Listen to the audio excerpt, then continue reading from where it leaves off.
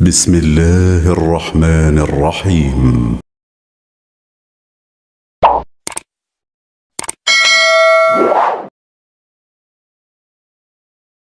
Warahmatullahi wabarakatuh. Alhamdulillahi rabbil alamin, wassalatu wassalamu ala rasulillahil karim, nabiyyina al-amin, sayyidina Muhammadin wa ala alihi wa sahbihi wa dhurriyyatihi wa ummatihi ila yaumiddin. Wa ba'du. Fa ya ibadallah, usi nafsi wa iyyakum bi taqwallahi faqad fazal muttaqun, fala tamutunna illa wa antum muslimun. Faqala ta'ala, ya ayyuhalladzina amanu taqullaha haqqa tuqatih wala tamutunna illa wa antum muslimun. Saudara-saudariku, berjumpa kembali dalam kajian Aqsa Al-Quran Sunnah Solution yang berusaha membahas kedalaman makna Al-Quran dan petunjuk-petunjuk yang bersumber dari Allah Subhanahu wa taala yang dijelaskan oleh Rasulullah sallallahu alaihi wasallam dan sampai kepada kita oleh para pewaris Nabi, yaitu para ulama-ulama yang kafabel di bidangnya. Alhamdulillah, kita kembali diberi kesempatan oleh Allah untuk melanjutkan kajian kita di malam Jumat ini. Kita bermohon kepada Allah semoga malam ini seluruhnya tanpa kecuali kita semua diberkahi oleh Allah Subhanahu wa taala, dirahmati, dimudahkan segala urusan kita, disembuhkan bagi yang sakit, dan semoga Allah berkenan mengangkat seluruh penyakit, wabah, dan apapun yang tengah kita hadapi, dan mudah-mudahan dengan itu semua kesabaran kita ditingkatkan, pahala kita digandakan, dan rahmat Allah serta ampunannya dilimpahkan kepada kita semua. Baik, seperti biasa kita memulai kajian kita dengan bermohon pada Allah Subhanahu wa taala. Mudah-mudahan siapapun hamba Allah, saudara-saudari kita yang sampai dengan malam hari ini belum bersyahadat, belum berislam, semoga dikuatkan jiwanya oleh Allah, mendapat bimbingan langsung ke kedalaman hatinya untuk mau bersyahadat sebelum ia wafat dan kembali kepada Allah Subhanahu wa taala, jauh ataupun dekat di antara kita. Saudara-saudariku, kita lanjutkan kajian kita. Telah sampai kita di ayat yang keempat, ya, surah Al-Baqarah. Setelah kita tuntaskan pembahasan Al-Fatihah, kemudian dilanjutkan rincian di surah Al-Baqarah ayat pertama, kedua, ketiga, dan kemudian di pertemuan yang lalu, 2 pekan yang lalu, karena pekan yang lalu kita sempat libur, dan kita lanjutkan di kajian malam berikutnya dengan tema yang khusus sampai di ayat yang keempat pada bagian walladzina yu'minuna bima unzila ilaik. Dan di antara instrumen takwa yang menjadikan insan beriman bisa mengupgrade kekuatan takwanya untuk mendapatkan segala fasilitas-fasilitas eksklusif dari Allah Subhanahu wa taala, berupa kemudahan dalam beraktivitas, solusi dalam menghadapi setiap problematika kehidupan, rezeki yang datang tak diduga, kebahagiaan yang sangat didambakan, ilmu pengetahuan yang ingin ditingkatkan, bahkan harapan-harapan untuk menunaikan puncak ibadah yang seluruhnya bersumber dari takwa. Wa may yattaqillaha yaj'al lahu makhraja wa yarzuqhu min haitsu la yahtasib. Siapa yang mampu meningkatkan ketakwaannya kepada Allah, maka Allah berjanji akan meringankan beban hidupnya, mendatangkan solusi dari setiap problem yang ia alami, menghadirkan rizki bahkan dari sisi yang tidak diduga. Demikian pernyataan Allah langsung ditegaskan di Quran surah ke-65 itu, di akhir ayat kedua, di awal ayat ketiga. Demikian juga Allah berfirman, wattaqullaha la'allakum tuflihun. Bertakwalah kalian kepada Allah supaya hidup kalian bahagia. Itu ada di Quran surah kedua Al-Baqarah di akhir ayat 189. Demikian Allah menegaskan di akhir ayat 282 surah Al-Baqarah itu, wattaqullaha wa yu'allimukumullah. Tingkatkan takwamu kepada Allah, dan dengan itu Allah akan memberikan tambahan-tambahan pengetahuan. Pun demikian di musim haji, setiap orang menginginkan untuk berangkat menunaikan ibadah haji. Maka jika Anda ingin berbekal sebagai persiapan, Allah memberikan isyarat, satu kedalaman, bekal terbaik di antara sekian banyak orang menyiapkan materi. Kata Allah, ada cara yang lebih cepat, yaitu menyiapkan takwa. Quran surah kedua ayat 197. Al-hajju ashhurum ma'lumat, faman farada fihinna al-hajja fala rafatha wala fusuqa wala jidala fil hajj wa ma taf'alu min khairin ya'lamhu Allah wa tazawwadu fa inna khairaz zadi taqwa. Jadi takwa esensi segala kemuliaan. Takwa adalah sumber segala kebahagiaan. Takwa ialah puncak dari setiap capaian-capaian kebaikan. Jika seorang hamba bertanya bagaimana caranya meningkatkan takwa, maka aneka pertemuan yang lalu telah kita uraikan dengan sangat detail bagaimana Allah memberikan jalan berupa petunjuk yang sangat tegas dan jelas. Alladzina yu'minuna bil ghaib. Instrumen pertama adalah mantapkan amalan hati kita untuk beriman yakin tanpa ragu kepada Allah walaupun tak nampak dalam pandangan kita saat hidup di bumi ini. Kemudian lanjutkan wa yuqimunas shalah. Lalu upgrade amalan hati ini dengan dibuktikan melalui amalan fisik.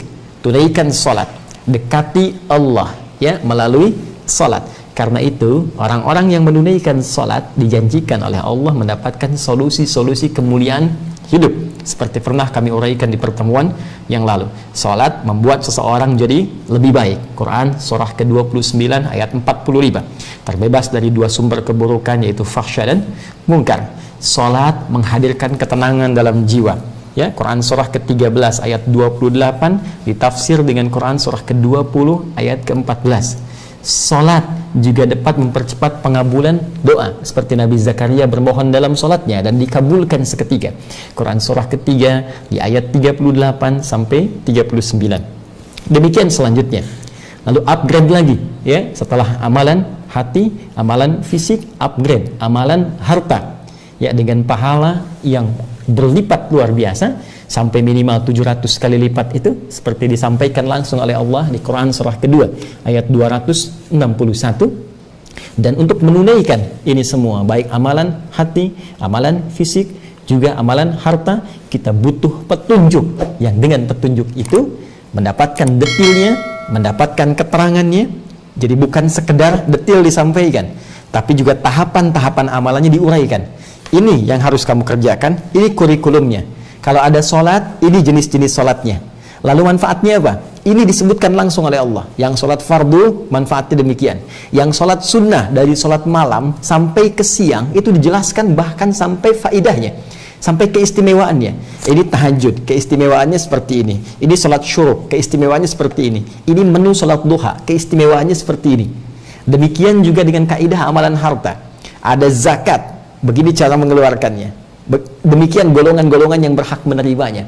Ini yang kamu dapatkan kalau kamu berzakat. Ini dampaknya kepada jiwamu, ini dampaknya kepada hartamu, ini dampaknya kepada akhiratmu. Demikian diturunkan lagi menu lanjutannya. Ini ada yang sunnah berupa infak. Ini golongan-golongan prioritas kalau kamu ingin berinfak. Demikian cara berinfaknya. Begini ukurannya. Sampai kemudian ada lagi turunan di bawah itu. Ada yang sedekah umum sifatnya. Semua dijelaskan dengan rinci di mana walladzina yu'minuna bima unzila ilaik.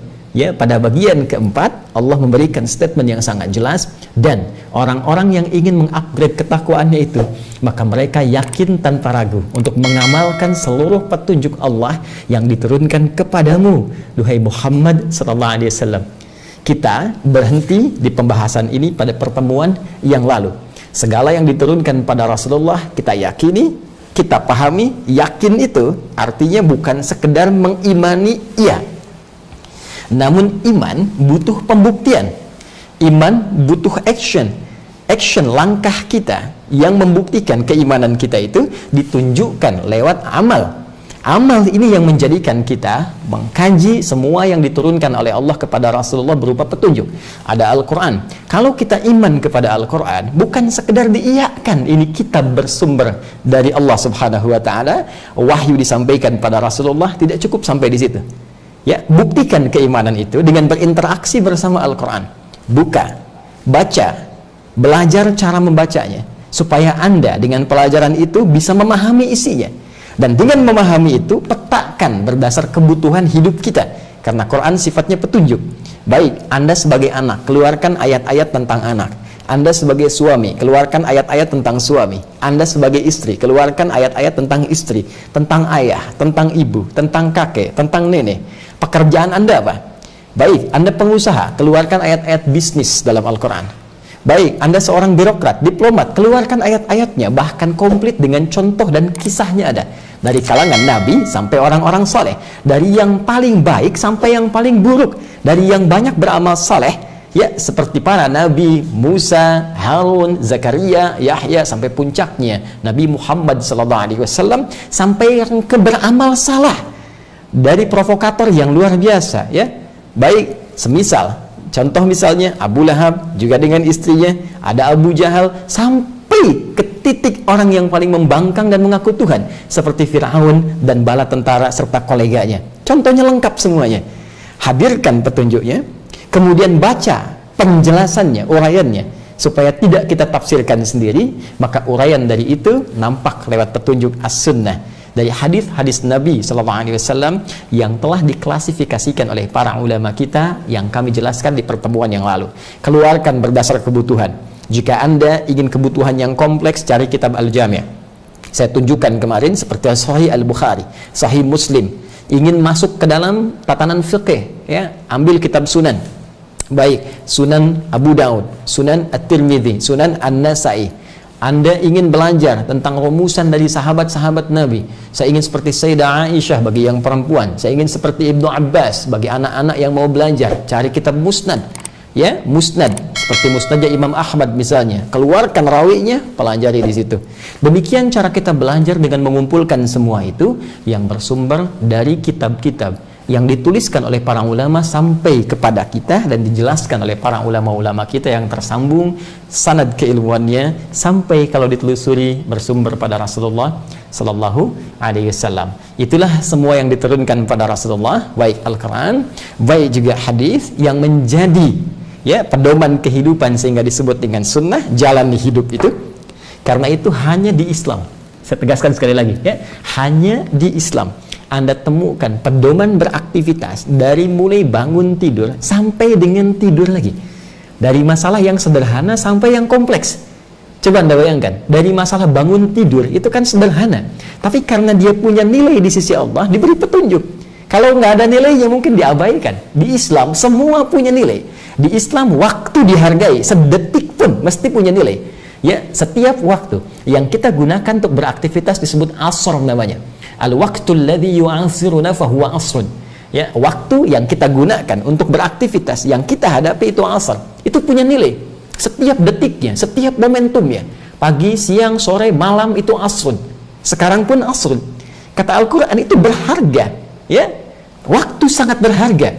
Saking berharganya jangan sampai nggak punya nilai. Karena itu orang-orang yang mengabaikan waktu sehingga tidak punya aktivitas yang baik dengan waktu itu disebut rugi oleh Al-Quran. Bahkan turun satu surah khusus untuk menyinggung itu semua. Quran surah ke-103. Wal 'asr. Ya, aku bersumpah kata Allah demi modal waktu yang diberikan pada manusia untuk beraktivitas. Manusia yang menjalani aktivitas, nama spesifiknya dalam bahasa Arab yang kemudian bahkan dijadikan diksi dalam Al-Quran bernama Al-Insan. Masih ingat? Dalam kajian dulu yang pernah saya terangkan, ya, Sitama, ada Bashar, ada Ins, ada Insan, ada Anas, ada Bani Adam. Insan disebutkan oleh Al-Quran untuk menunjuk totalitas aktivitas manusia. Innal insana lafi khusr. Sungguh setiap manusia yang beraktivitas itu memanfaatkan waktu dari bangun tidur sampai tidur lagi, ada yang berpotensi rugi karena tak mampu memanfaatkan waktu dengan baik. Illalladzina amanu wa amilus salihat, kecuali orang-orang yang beriman karena yakin kepada Allah, dia lihat petunjuk Allah, dari petunjuk itu dia tenun sebagai pedoman untuk mencari aktivitas yang baik yang disukai oleh Allah Subhanahu wa taala. Aktivitas baik yang disukai oleh Allah disebut dengan apa? Amal saleh. Jadi itulah Al-Quran, itulah Al-Hadis, Sunnah, jalan hidup, kemudian didasari dengan pengetahuan dan hikmah berupa akhlak. Itu yang kita ikuti. Sebelum kita masuk pada bagian lanjutannya, sekarang kita cek dulu sampai dengan malam ini berapa dari tuntunan ini yang sudah bisa kita maksimalkan. Minimal kita keluarkan 4, ya. Al-Quran, ayo, hari ini sudah berapa ayat kita mengaji, ya. Kami sudah riset, berusaha menjadikan pribadi kita Qurani sampai kita hadirkan Mushaf At-Taisir itu yang sudah mulai dibagikan. Kita bikin programnya sehingga kita bisa belajar dengan baik dari bacaan, hafalan sampai nanti ke pendalaman tafsirnya dengan izin Allah Subhanahu wa taala. Tapi sederhana, sampai malam ini, tadi saja dari bangun sampai sekarang, berapa ayat yang sudah dibaca? Ya. Sudahkah kita mengeluarkan kurikulum hidup dari Al-Quran sesuai dengan apa yang sedang kita lakukan dan rencana-rencana kehidupan kita? Ya, hadisnya, sunnahnya, berapa banyak yang sudah kita keluarkan untuk disandingkan dengan Al-Quran sebagai program kehidupan kita? Ini surat tentang rumah tangga, apa hadisnya? Ya, apa capaiannya sampai dengan hari ini? 2 pekan kita dari pengajian yang lalu, sampai 2 pekan ini berapa yang sudah dikeluarkan? Awas, hati-hati. Jangan-jangan ilmunya baru sampai kepada dengar, simpan, tapi belum menjadi amal. Kita teruskan supaya bisa berfaedah dan membawa manfaat dalam kehidupan kita. Belajar, pasti, insya Allah dapat pahala sepanjang ikhlas diniatkan karena Allah. Tapi diamalkan, menambah pahala lagi, sehingga keberkahannya terbawa sampai kita kembali kepada Allah Subhanahu wa ta'ala. Baik, Quran, hadis. Al-Quran bisa dihafal, hadis tidak menuntut hafalan. Jadi hadis itu lebih pemahaman. Karena itu satu riwayat dari Nabi bisa diriwayatkan sampai ke kita menjadi puluhan, ya, puluhan bentuk kalimat walaupun substansinya sama. Ya, kalimat itu bisa beda-beda, redaksinya bisa A, bisa B, bisa C, tapi substansinya bisa serupa, ya, bisa sama. Itu hadis, karena hadis tidak menuntut hafalan lafaz tapi pemahaman. Sepanjang kita paham boleh diriwayatkan dengan makna. Al-Quran tidak, lafaz dan makna. Baik, lanjut yang ketiga, evaluasi ketiga, pengetahuan. Sampai dengan hari ini, berapa banyak kita mengamalkan petunjuk Al-Quran untuk menambah wawasan kita? Ayo, hari ini berapa jam, berapa kali Anda baca? Apa capaian yang ingin ditambah? Pengetahuan apa yang sedang kita kembangkan? Wawasan apa yang sedang kita luaskan? Ya, tidakkah Anda lihat di Al-Quran banyak ayat memotivasi kita untuk banyak menambah pengetahuan? Wahyu pertama, Iqra, bacalah. Berapa banyak Anda baca sampai saat ini? Apa yang Anda baca? Manfaat apa yang Anda dapatkan? Koleksi buku-buku. Ya, datang ke toko buku, bawa. Apa yang sedang Anda kerjakan? Riset. Ya, di Quran banyak petunjuk tentang riset. Nadhara itu riset. Lihat, perhatikan, analisis. Afala yanzuruna ilal ibili kaifa khuliqat? Ya, wa ilal samai kaifa rufi'at, wa ilal jibali kaifa nusibat, wa ilal ardi kaifa sutihat. Apa Anda nggak pernah riset bagaimana hewan seperti unta diciptakan? Riset. Ya, saya pernah katakan di pertanda kemarin kan? Ya, unta itu luar biasa, baru satu di antara sekian makhluk Allah berupa hewan. Ya, punya selaput di matanya, bisa menembus badai, ya kan? Di Sahara itu begitu lewat badai santai aja lewat, yang lain mogok semua. Ya. Kemudian unta itu bisa punya satu khusus di temboloknya yang bisa menampung air sehingga sebulan bisa tahan nggak minum. Ya, unta depannya itu ada 2 tangan, belakangnya kemudian 2 kaki. Unta hewan yang sangat sensitif, unta sayang kepada anak-anaknya sehingga walaupun sedang dalam keadaan panas, kalau ingin memberikan susu kepada anaknya, dia akan mengeram dulu di air supaya panas itu menjadi hangat, teduh dan bisa diminum oleh anaknya dalam keadaan yang nyaman. Coba kita riset, terapkan. Bukankah unta disebut safinatus sakhra, kendaraan padang pasir, kendaraan yang tangguh? Kalau ingin punya kendaraan tangguh, maka coba Anda riset, siapkan mobil-mobil yang tahan badai, kapal-kapal tahan badai, yang kalau lewat itu tidak kemudian memberikan bahaya. Ya, itu cara merisetnya. Ya, unta diberi petunjuk, punya selaput, badai lewat, santai saja. Coba bikin yang seperti itu. Ya, baik di sivil, baik di militer, cari kendaraan taktis yang bisa melewati berbanyak medan dan sebagainya, ambil. Unta bisa punya sesuatu untuk menyimpan air, ya, di dalam temboloknya, sampai-sampai kemudian dia bisa simpan tahan selama sebulan. Bisa nggak Anda simpan itu? Anda bawa, Anda riset, misalnya menjadi tempat penampungan untuk bensin, ada mobil tahan bensin sebulan, ya. Nah, atau bisa menggunakan media yang lain, energi yang lain, pakai cahaya misalnya, atau dicas pakai baterai tahan sebulan, itu kan kita bisa bawa. Ya, jangan fokus ke untanya. Ya, sampai-sampai jadi candaan gitu kan? Tidak. Ya, lihat bagaimana kita bisa mengambil ibrah. Ya, ibrah, pelajaran-pelajaran di balik isyarat-isyarat yang bisa ditangkap. Itu baru satu. Di Quran ada tentang astronomi, ada tentang macam-macam riset. Karena itu Islam itu sangat mensupport pada pengembangan wawasan dan pengetahuan. Kalau berislam benar pasti pintar-pintar itu. Ya, kalau nggak percaya silakan Anda cek di masa keemasan dulu. Sejak risalah Islam dibawa, Nabi Muhammad SAW mengajarkannya sesuai petunjuk Allah. Perhatikan, bukankah mengangkat masyarakat dari kegelapan, dari kehilangan peradaban, dari tanpa titik nadir keburukan, tanpa pengetahuan, tiba-tiba terangkat menjadi mercusuar dalam segala bidang kebaikan, akhlak, adab, pengetahuan, sehingga disebut peradaban. Ya, Islam punya peradaban, dibawa ke Spanyol, peradaban Spanyol, dibawa ke Persia, peradaban Islam di Baghdad, di Irak, itu luar biasa. Dan semua pintar-pintar. Silahkan cek. Yang menemukan jam pasir, yang menemukan aljabar, kan?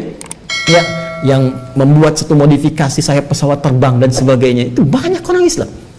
Jadi berislam bukan sekedar bicara bagaimana benarnya ibadah. Berislam berbicara tentang dalamnya pengetahuan dan luasnya wawasan yang kita miliki. Ayo, jadi kalau ada orang Islam sekarang belum pintar, artinya ada yang belum sempurna dalam keislamannya, dalam tanda petik, ya. Artinya boleh jadi ada yang berusaha kemudian menjadikan berislam itu parsial saja. Udah Islam di masjid aja, ya. Islam sholat saja. Tidak begitu, kawan.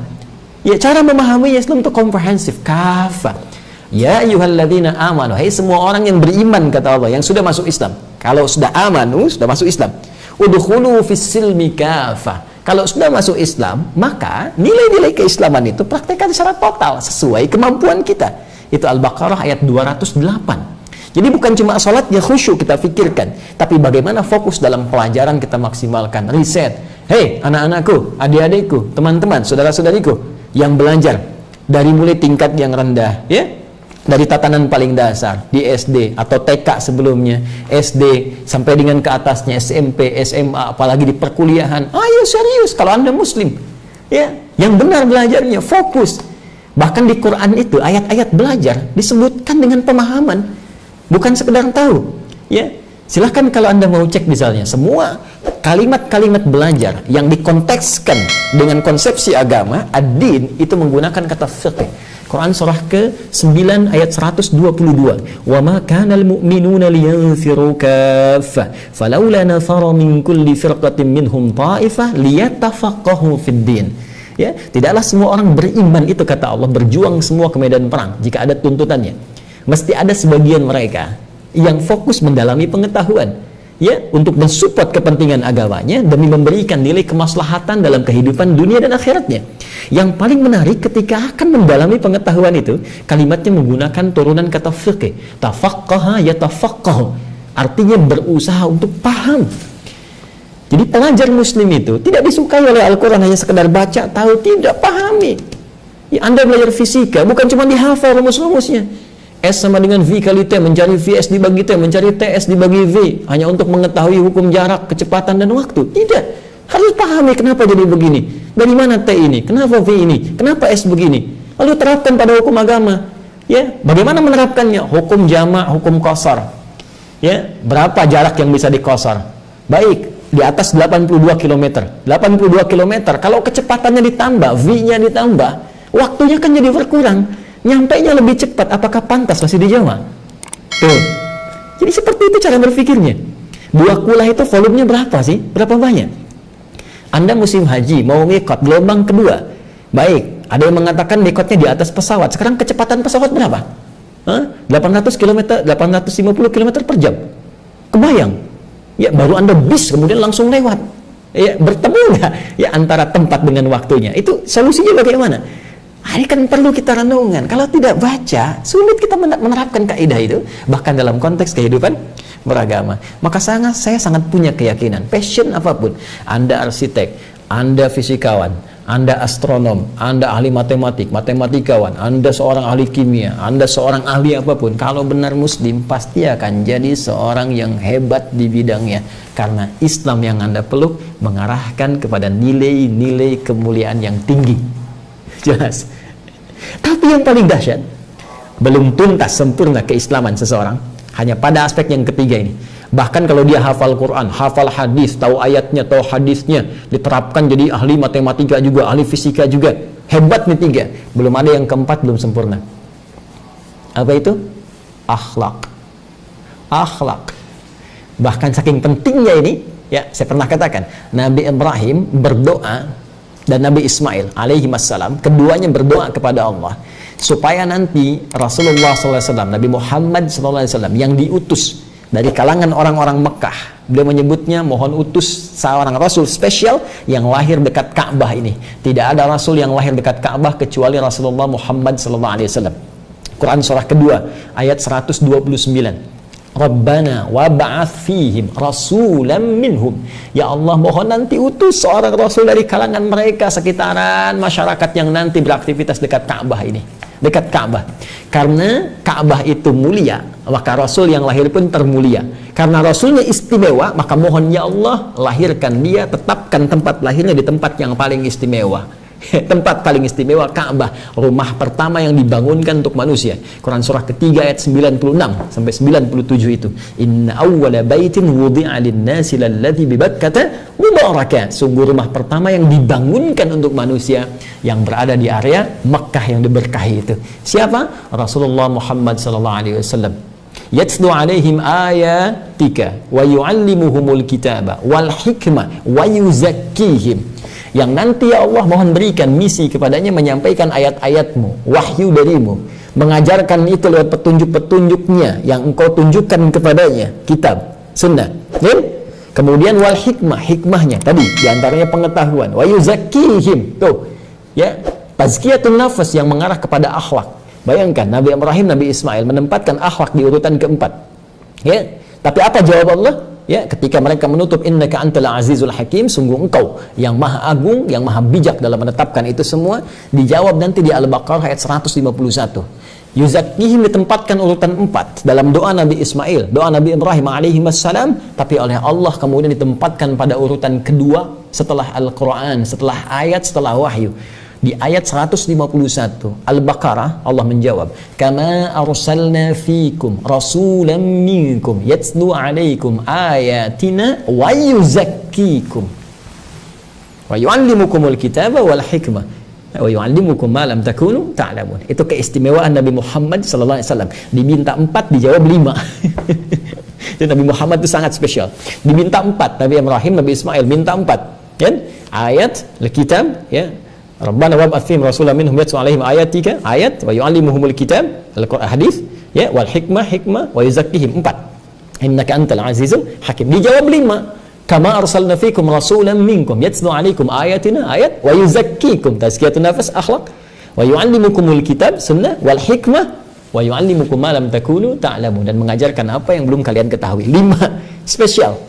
Nanti kalau sudah masuk kepada ayat yang lain, saya jelaskan lagi keutamaan Nabi Muhammad dibanding Nabi Musa apa, Nabi Isa apa, itu spesial, langsung, bahkan sebagian secara tepat, bahkan tidak tersirat lagi, tersurat, disebutkan jelas keutamaannya.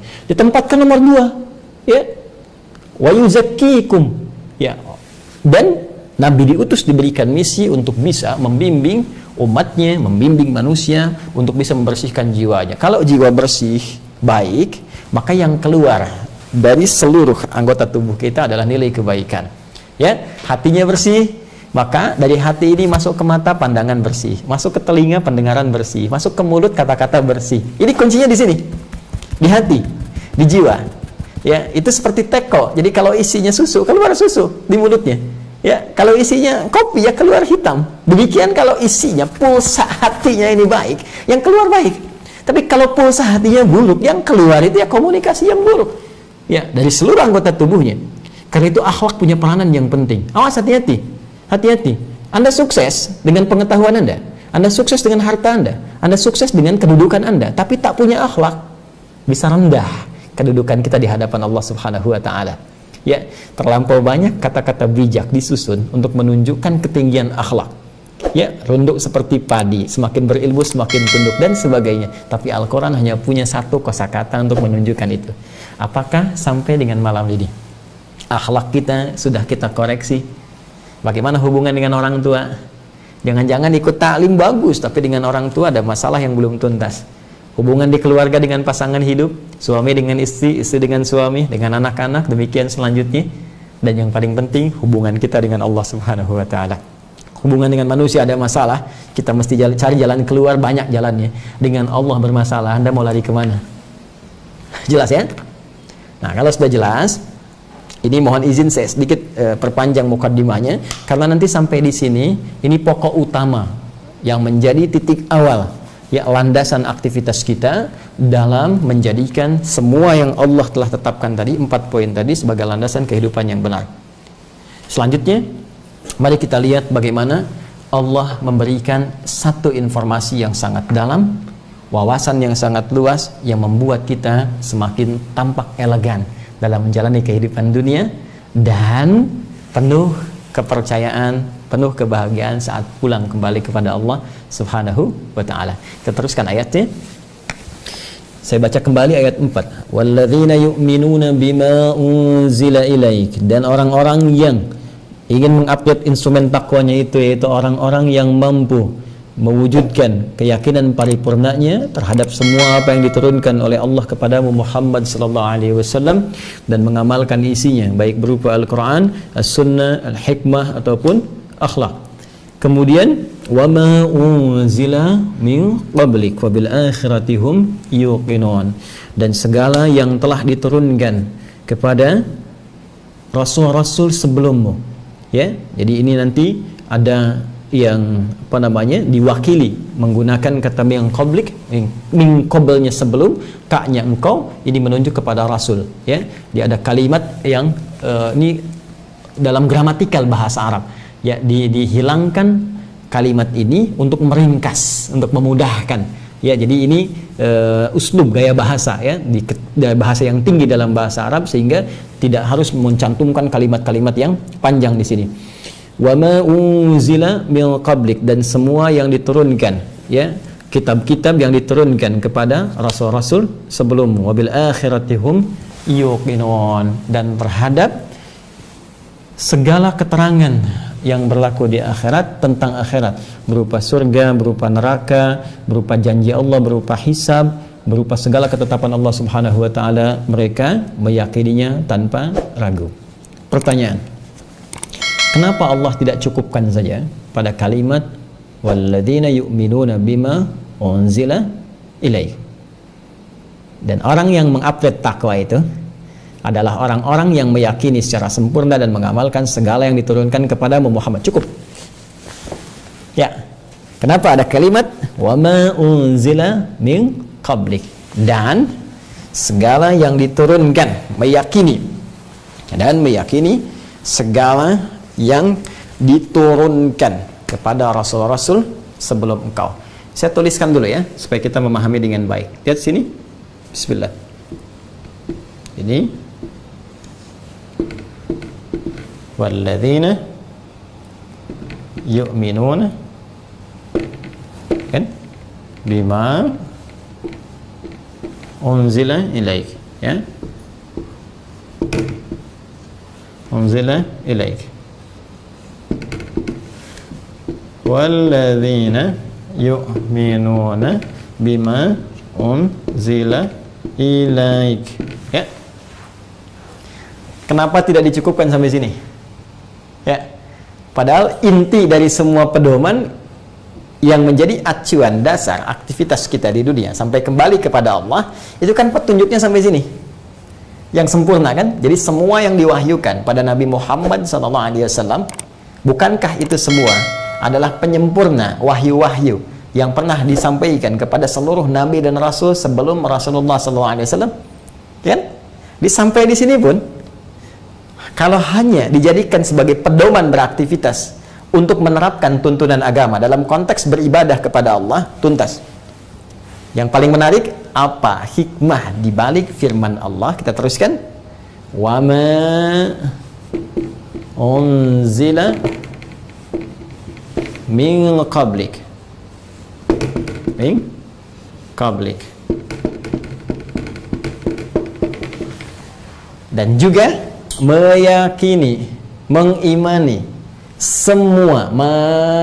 Di sini isim mausulnya menunjuk kepada benda, sifatnya holistik, luas, komprehensif, tanpa batas. Semua, ya, segala petunjuk yang pernah diturunkan, diwahyukan, ya, min qablik, pada rasul-rasul sebelum engkau Muhammad sallallahu alaihi wasallam.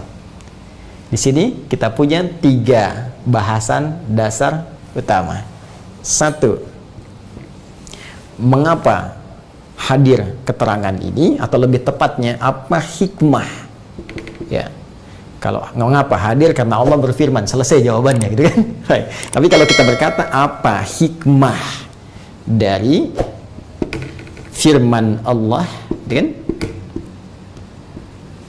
Allah ini yang dimaksudkan, hikmahnya apa? Padahal tadi sampai sini pun kita bisa merasa cukup untuk mengamalkan karena jelas petunjuknya. Mengapa ini penting hadir? Kedua, apakah semua yang diwahyukan kepada nabi-nabi sebelumnya memiliki hukum yang sama dengan yang diwahyukan pada Nabi Muhammad SAW? Ya, perhatikan baik-baik. Semua yang diwahyukan pada Nabi Muhammad, baik berupa Al-Quran sebagai firman Allah Subhanahu wa Ta'ala, As-Sunnah, kumpulan hadis-hadis Nabi yang menjelaskan isi Al-Quran, hikmah, ya, baik berupa pengetahuan, ilmu, ataupun juga akhlak. Ini memiliki hukum, perhatikan baik-baik, hukum iman yang kemudian dibuktikan, dipraktekkan lewat amal, ya, amal saleh. Jadi ketika ada instruksi dalam Al-Quran, wa aqimus sholat, tunaikan sholat, dijelaskan oleh As-Sunnah, begini cara sholatnya, lalu diterangkan hikmahnya. Dengan sholat itu pengetahuan menjadi luas, akhlak kita muncul, terbebas dari perbuatan keji dan mungkar, hati tentram, iman kita lalu diamalkan petunjuk sholat ini. Jadi beriman kepada apa yang diturunkan pada Rasulullah SAW dari semua ini menuntut bukan sekedar yakin tapi amal. Sekarang pertanyaannya, apakah semua yang diturunkan kepada Rasul-Rasul sebelum Nabi Muhammad SAW memiliki hukum yang sama? Artinya, apakah kita juga diminta iman, ya, kepada kitab-kitab yang diturunkan, petunjuk-petunjuk yang diturunkan kepada nabi-nabi sebelum Nabi Muhammad SAW? Nabi Ibrahim alaihissalam. Kita ambil contoh yang paling populer, Nabi Musa alaihissalam, Nabi Isa alaihissalam. Misal, ini yang paling populer. Nanti di sela-selanya ada Nabi Daud misalnya, kan? Kita taruh di sini misal. Ya, lihat sini, fokus baik-baik. Teman-teman sekalian, Ibrahim alaihissalam menerima kitab berupa lembaran-lembaran, ya, petunjuk-petunjuk dari Allah. Di Al-Quran diabadikan bahkan di surah ke-87. Ya, Al-A'la ayat 19, penutup ayatnya suhufi Ibrahim wa Musa. Ada suhuf Ibrahim. Jadi Ibrahim alaihissalam menerima petunjuk berupa suhuf, ya. Baik. Nabi Musa demikian, Nabi Daud demikian, Nabi Isa demikian. Apa kitab-kitab mereka? Kemudian apakah hukumnya sama persis dengan ini, iman dan mengamalkan isinya? Atau ada hal lain yang perlu kita uraikan? Kita akan lanjutkan setelah menunaikan sholat isya berjamaah. Tiba adzan isya, kita jawab, kita sholat, kita berdoa, kita lanjutkan bahasan kita. Allahu Akbar, Allahu Akbar. Subhanakallahumma bihamdika asyhadu an la ilaha illa anta astaghfiruka wa atubu ilaik. Assalamualaikum warahmatullahi wabarakatuh. Bismillahirrahmanirrahim. Assalamualaikum warahmatullahi wabarakatuh. Alhamdulillah wassalatu wassalamu ala Rasulillah wa ala alihi wa sahbihi wa man wala wa ba'du. Saudara-saudariku, kita telah menunaikan salat Isya berjamaah waktu Indonesia bagian barat. Semoga Allah Subhanahu wa taala berkenan menerima salat yang telah kita tunaikan, tentunya beserta amalan-amalan sunnah yang mengiringinya. Demikian kita juga berdoa kepada Allah dan meminta kepada rekan-rekan yang di wilayahnya belum masuk waktu Isya dan saat ini tersambung bersama kami, karena boleh jadi bukan hanya yang di Indonesia tapi juga ada yang di luar negeri yang tersambung pada acara kita saat ini. Semoga diberikan kemudahan untuk menunaikan sholat Isya berjamaah dan ditunaikan dengan penuh kesungguhan dan kekhusyuan. Baik, kita lanjutkan bahasan kita. Telah kita uraikan dalam penjelasan firman Allah Subhanahu wa taala. Setelah Allah berfirman, walladzina yu'minuna bima unzila ilaik, dan orang-orang yang mau mengupgrade instrumen takwanya, ya, tidak hanya pada amalan hati, ya, namun juga diwujudkan dengan amalan fisiknya, ditopang dengan amalan hartanya. Lantas mereka kemudian menjadikan seluruh pedoman hidupnya mengacu pada semua petunjuk yang Allah turunkan kepada Rasulullah Muhammad SAW, baik berupa Al-Quran, hadis-hadis beliau yang menjadi pegangan hidup kita dan jadi tuntunan yang diikuti berupa sunnah, juga hikmah yang berdasar pada pengetahuan dan akhlak. Setelah itu Allah Subhanahu wa taala menginformasikan kepada kita semua tentang satu hal yang tidak kalah penting untuk disikapi dalam konteks menunaikan takwa ini. Akan ada turunan-turunan yang harus kita sikapi dan kita hadapi. Apa itu? Allah kemudian meneruskan firman-Nya, wa ma unzila min qablik, dan seluruh kitab-kitab, pedoman-pedoman, petunjuk-petunjuk yang seluruhnya diturunkan kepada rasul-rasul sebelum engkau, duhai Muhammad sallallahu alaihi wasallam. Telah kita uraikan tadi ada 3 persoalan, ya 2 sudah kita bentangkan, tinggal 1 kemudian kita sempurnakan.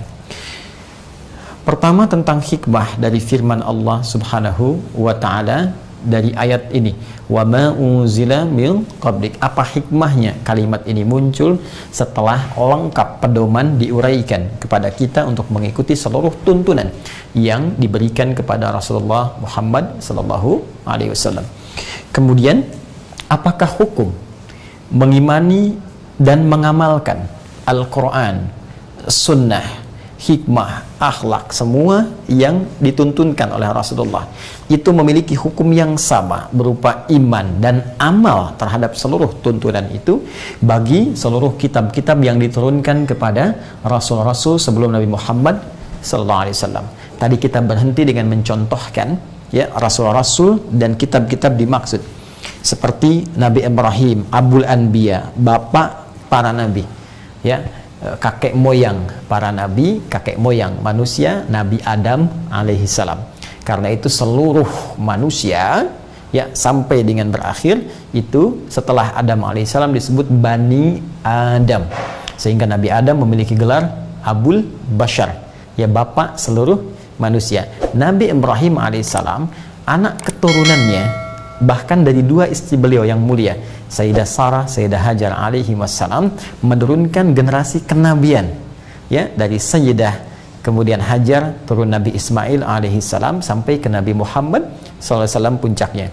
Dari Sayyidah Sarah alaihissalam turun kemudian Nabi Ishaq ya alaihissalam, kemudian Yaqub, Yusuf, sampai nanti puncaknya ke Nabi Isa alaihissalam. Karena keturunan beliau ini banyak yang menjadi nabi dan rasul, maka beliau disebut Abul Anbiya. Oke? Ini nanti menarik, di dalam Al-Quran diberikan kemudian pilihan yang sangat istimewa sebagai apresiasi baik kepada Adam alaihissalam yang menurunkan manusia-manusia dan banyak yang istimewa ya, pun demikian Nabi Ibrahim alaihissalam yang menurunkan keturunan-keturunan istimewa. Nanti dikumpulkan di surah Ali Imran, surah ketiga ayat 33, paling kiri agak sedikit ke atas di mushaf standar, ketika Allah berfirman, innallaha astafa Adam, ya tunggal, sungguh Allah telah memilih Nabi Adam alaihissalam sebagai manusia yang istimewa, Abul Bashar, wa Nuha, dan Nabi Nuh rasul pertama ya. Tapi ketika masuk Nabi Ibrahim, wa ala Ibrahim, dan keluarga besar Ibrahim alaihissalam. Jadi yang pertama Nabi Adam tunggal sebagai nabi, bukan rasul karena belum ada umat pada saat itu. Nuh alaihissalam tunggal, rasul. Kenapa tunggal? Karena keluarga besar Nabi Nuh alaihissalam itu punya persoalan tersendiri, istrinya bermasalah, di antara putranya bermasalah, sehingga Nabi Nuh hanya tunggal disebutkan. Nabi Ibrahim dengan keluarga, karena tadi keturunannya sebagian besar menjadi nabi, Abul Anbiya, maka Allah mengatakan wa ala Ibrahim. Dan selain itu ada yang bukan nabi, bukan rasul, tapi berhasil membimbing keluarga besarnya sehingga punya keistimewaan di sisi Allah. Bahkan di antara keturunannya ada yang menjadi nabi dan rasul, yaitu keluarga besar Imran. Imran menikah dengan Hannah, melahirkan Maryam, kemudian melahirkan Isa alaihissalam dari rahim Maryam alaihissalam. Dan disebutlah kemudian wa ala Imrana alal alawin. Mereka contoh teladan bagi kita bagaimana menata keluarga sehingga menjadi manusia istimewa di hadapan Allah. Nanti puncak petunjuknya ada di keturunan Nabi Ibrahim dari jalur Nabi Ismail, yaitu Nabi Muhammad sallallahu alaihi wasallam. Baik, kembali ke sini. Nabi Ibrahim mendapat petunjuk dari Allah berupa suhuf. Dalilnya ditemukan di Al-Quran surah ke-87 ya, Al-A'la ayat 19 ya, suhufi Ibrahim wa Musa, Ya, kemudian kami berikan kepada Nabi Ibrahim alaihissalam suhuf berupa lembaran-lembaran yang di situ berisi petunjuk-petunjuk kenabian, kerasulan untuk bimbingan kepada umat beliau. Ya. Kemudian Nabi Musa alaihissalam, ya, suhuf Ibrahim wa Musa. Nabi Musa pun diberikan oleh Allah petunjuk-petunjuk, ya, berupa suhuf-suhuf yang bisa disatukan sehingga menjadi bacaan tersendiri berupa instruksi-instruksi, perintah-perintah dari Allah Subhanahu wa taala.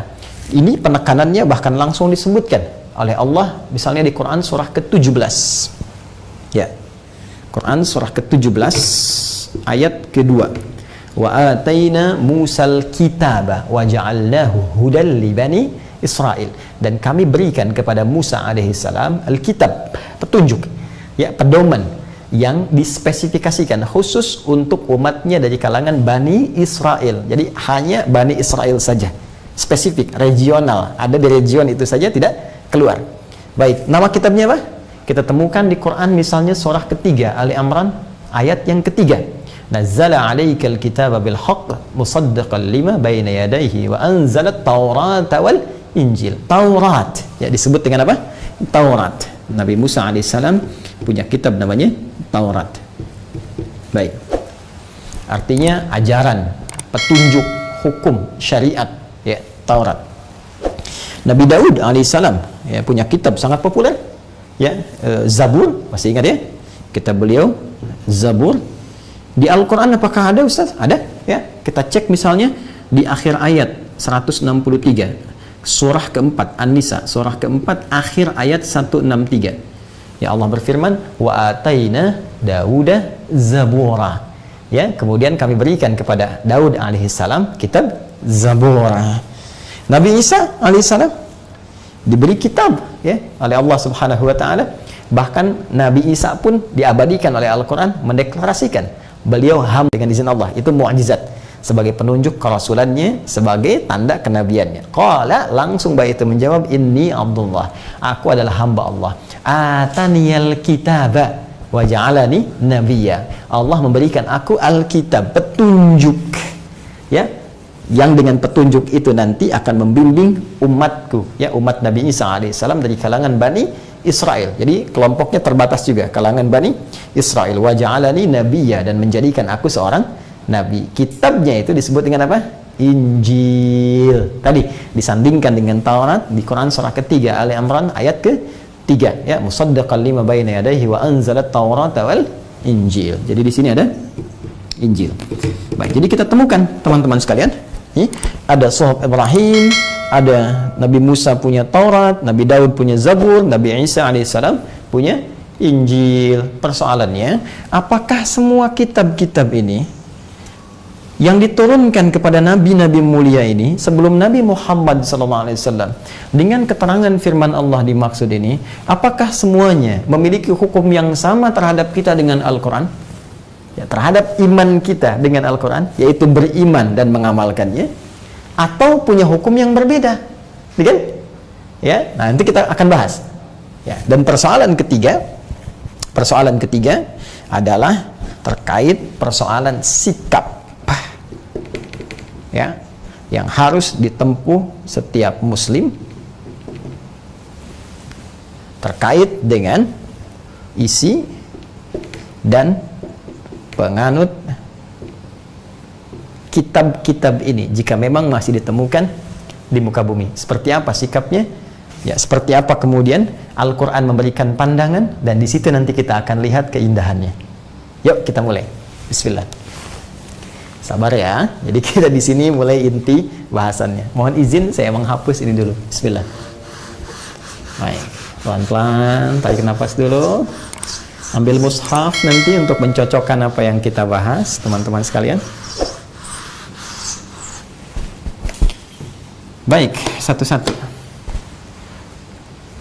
Apa hikmah dari firman Allah, wa ma unzila min qablik, dan juga pada seluruh kitab-kitab yang telah diturunkan kepada rasul-rasul sebelum engkau Muhammad sallallahu alaihi wasallam. Saya ingin berikan gambaran dulu teman-teman sekalian supaya paham maksud dengan ayat ini. Nabi Muhammad sallallahu alaihi wasallam ketika ditetapkan oleh Allah menjadi nabi dan rasul, lalu diberikan bimbingan oleh Allah berupa wahyu, petunjuk, dan kemampuan untuk menerangkan lewat hadis, sunnah, juga tambahan pengetahuan baik hikmah ya yang berupa wawasan yang luas, pengetahuan dari Allah, juga akhlak, untuk digunakan seluruh petunjuk itu berdakwah pada dua objek utama. Fokus baik-baik. Golongan pertama adalah golongan yang dikategorikan oleh Al-Quran sebagai golongan penganut kepercayaan, keyakinan yang tidak bersumber dari petunjuk-petunjuk langit. Langit bahasa Arabnya sama. Segala yang terkait dengan langit disebut samawi. Ya, samawi, samawiyun, yang terkait dengan langit. Kepercayaan, keyakinan ya disebut dengan agama oleh kita. Sehingga ada istilah agama samawi. Lawan dari samawi itu araldi, agama yang dibuat-buat di bumi, keyakinan-keyakinan. Ya, rumusan-rumusan keyakinan, rumusan-rumusan yang ditaati, tapi bukan bersumber dari petunjuk langit, yang tidak diturunkan lewat petunjuk para nabi dan rasul. Jadi nggak ada nabinya, nggak ada rasulnya, dibikin-bikin jadi keyakinan, diikuti, diyakini, dan menjadi sikap dalam kehidupannya. Itu agama arbi. Jadi ada objek kepercayaan ini, ada objek keyakinan yang bukan samawi. Saya tuliskan sifatnya ardi. Ya. Animisme, dinamisme, politeisme, ya, ateisme dan sebagainya, ini masuk pada kategori ini. Ya. Jelas. Redaksinya di Al-Quran itu diungkapkan dengan dua diksi utama. Jadi ada diksi menggunakan kata musyrik, ya, ada diksi menggunakan kata kafir pada bentuk terhalangnya. Nanti saya terangkan kalimat-kalimat ini sehingga betul-betul dipahami dengan baik. Jadi ada segelintir yang tidak memahami diksi ini sehingga kemudian salah mengambil sikap seakan-akan sikap ini adalah sikap-sikap yang kasar, sehingga menuduh di Al-Quran ada bahasa-bahasa yang kasar. Padahal kalau kita kembali kepada makna Al-Quran dengan ilmunya, kita temukan betapa lembutnya Al-Quran menerangkan kepada kita semua, dan sangat rasional apa yang diterangkan itu. Ya, ada redaksi nanti musyrik, ya, ada redaksi kafir atau kufar. Ya, kufar saya ambil jamaknya saja. Ya, ya, nanti ada kafir, ada kafar, ada kufar. Baik, fokus baik-baik, karena itu kita dengar istilah di Mekah itu dulu berkumpul ada orang musyrik Mekah, ada orang kufar Mekah. Yang dimaksud di sini objek pertamanya adalah golongan yang percaya. Ini kepercayaan golongan pertama, ya, golongan pertama yang bukan mengimani aspek-aspek keyakinan yang berasal dari sumber samawi dengan diutusnya para nabi, para rasul dengan membawa petunjuk-petunjuk yang dimaksudkan. Ini bagian pertama. Maka objek pertama ini juga menjadi objek dakwah pertama Rasulullah Sallallahu Alaihi Wasallam langsung, ya, bahkan di tempat kelahiran beliau, di sekitaran beliau. Itu yang seringkali diungkap oleh Al-Quran, bagaimana sikap-sikapnya Abu Lahab, bagaimana sikap-sikapnya Abu Jahal. Demikian orang-orang musyrik dan kufar dari lingkungan masyarakat Quraisy khususnya pada saat itu dan sekitaran-sekitaran kabilah lainnya. Ini kelompok pertama. Kelompok yang kedua, ini umumnya didapatkan di Madinah secara umum, ya, terutama saat Nabi Sallallahu Alaihi Wasallam hijrah dari Makkah ke Yathrib. Ya, ini tantangan pertama dihadapi 13 tahun selama di Makkah. Kemudian ketika hijrah ke Yathrib yang kelak menjadi Al-Madinah Al-Munawwarah, ada objek yang kedua, ya, dari kepercayaan, dari keyakinan, dari ad-din atau agama yang mereka duga sebagai ad-din, ya, agama yang dinisbatkan sumbernya dibawa oleh rasul-rasul, dibawa oleh nabi-nabi. Dan tidak tanggung-tanggung, nabi-nabi yang disebutkan sangat familiar dari nabi-nabi yang disebutkan Al-Quran. Jadikan referensi sebagai keislaman yang benar, keyakinan yang benar, membawa din yang benar. Disebutkan bersumber dari Nabi Musa alaihissalam, Nabi Isa alaihissalam, Nabi Ibrahim alaihissalam.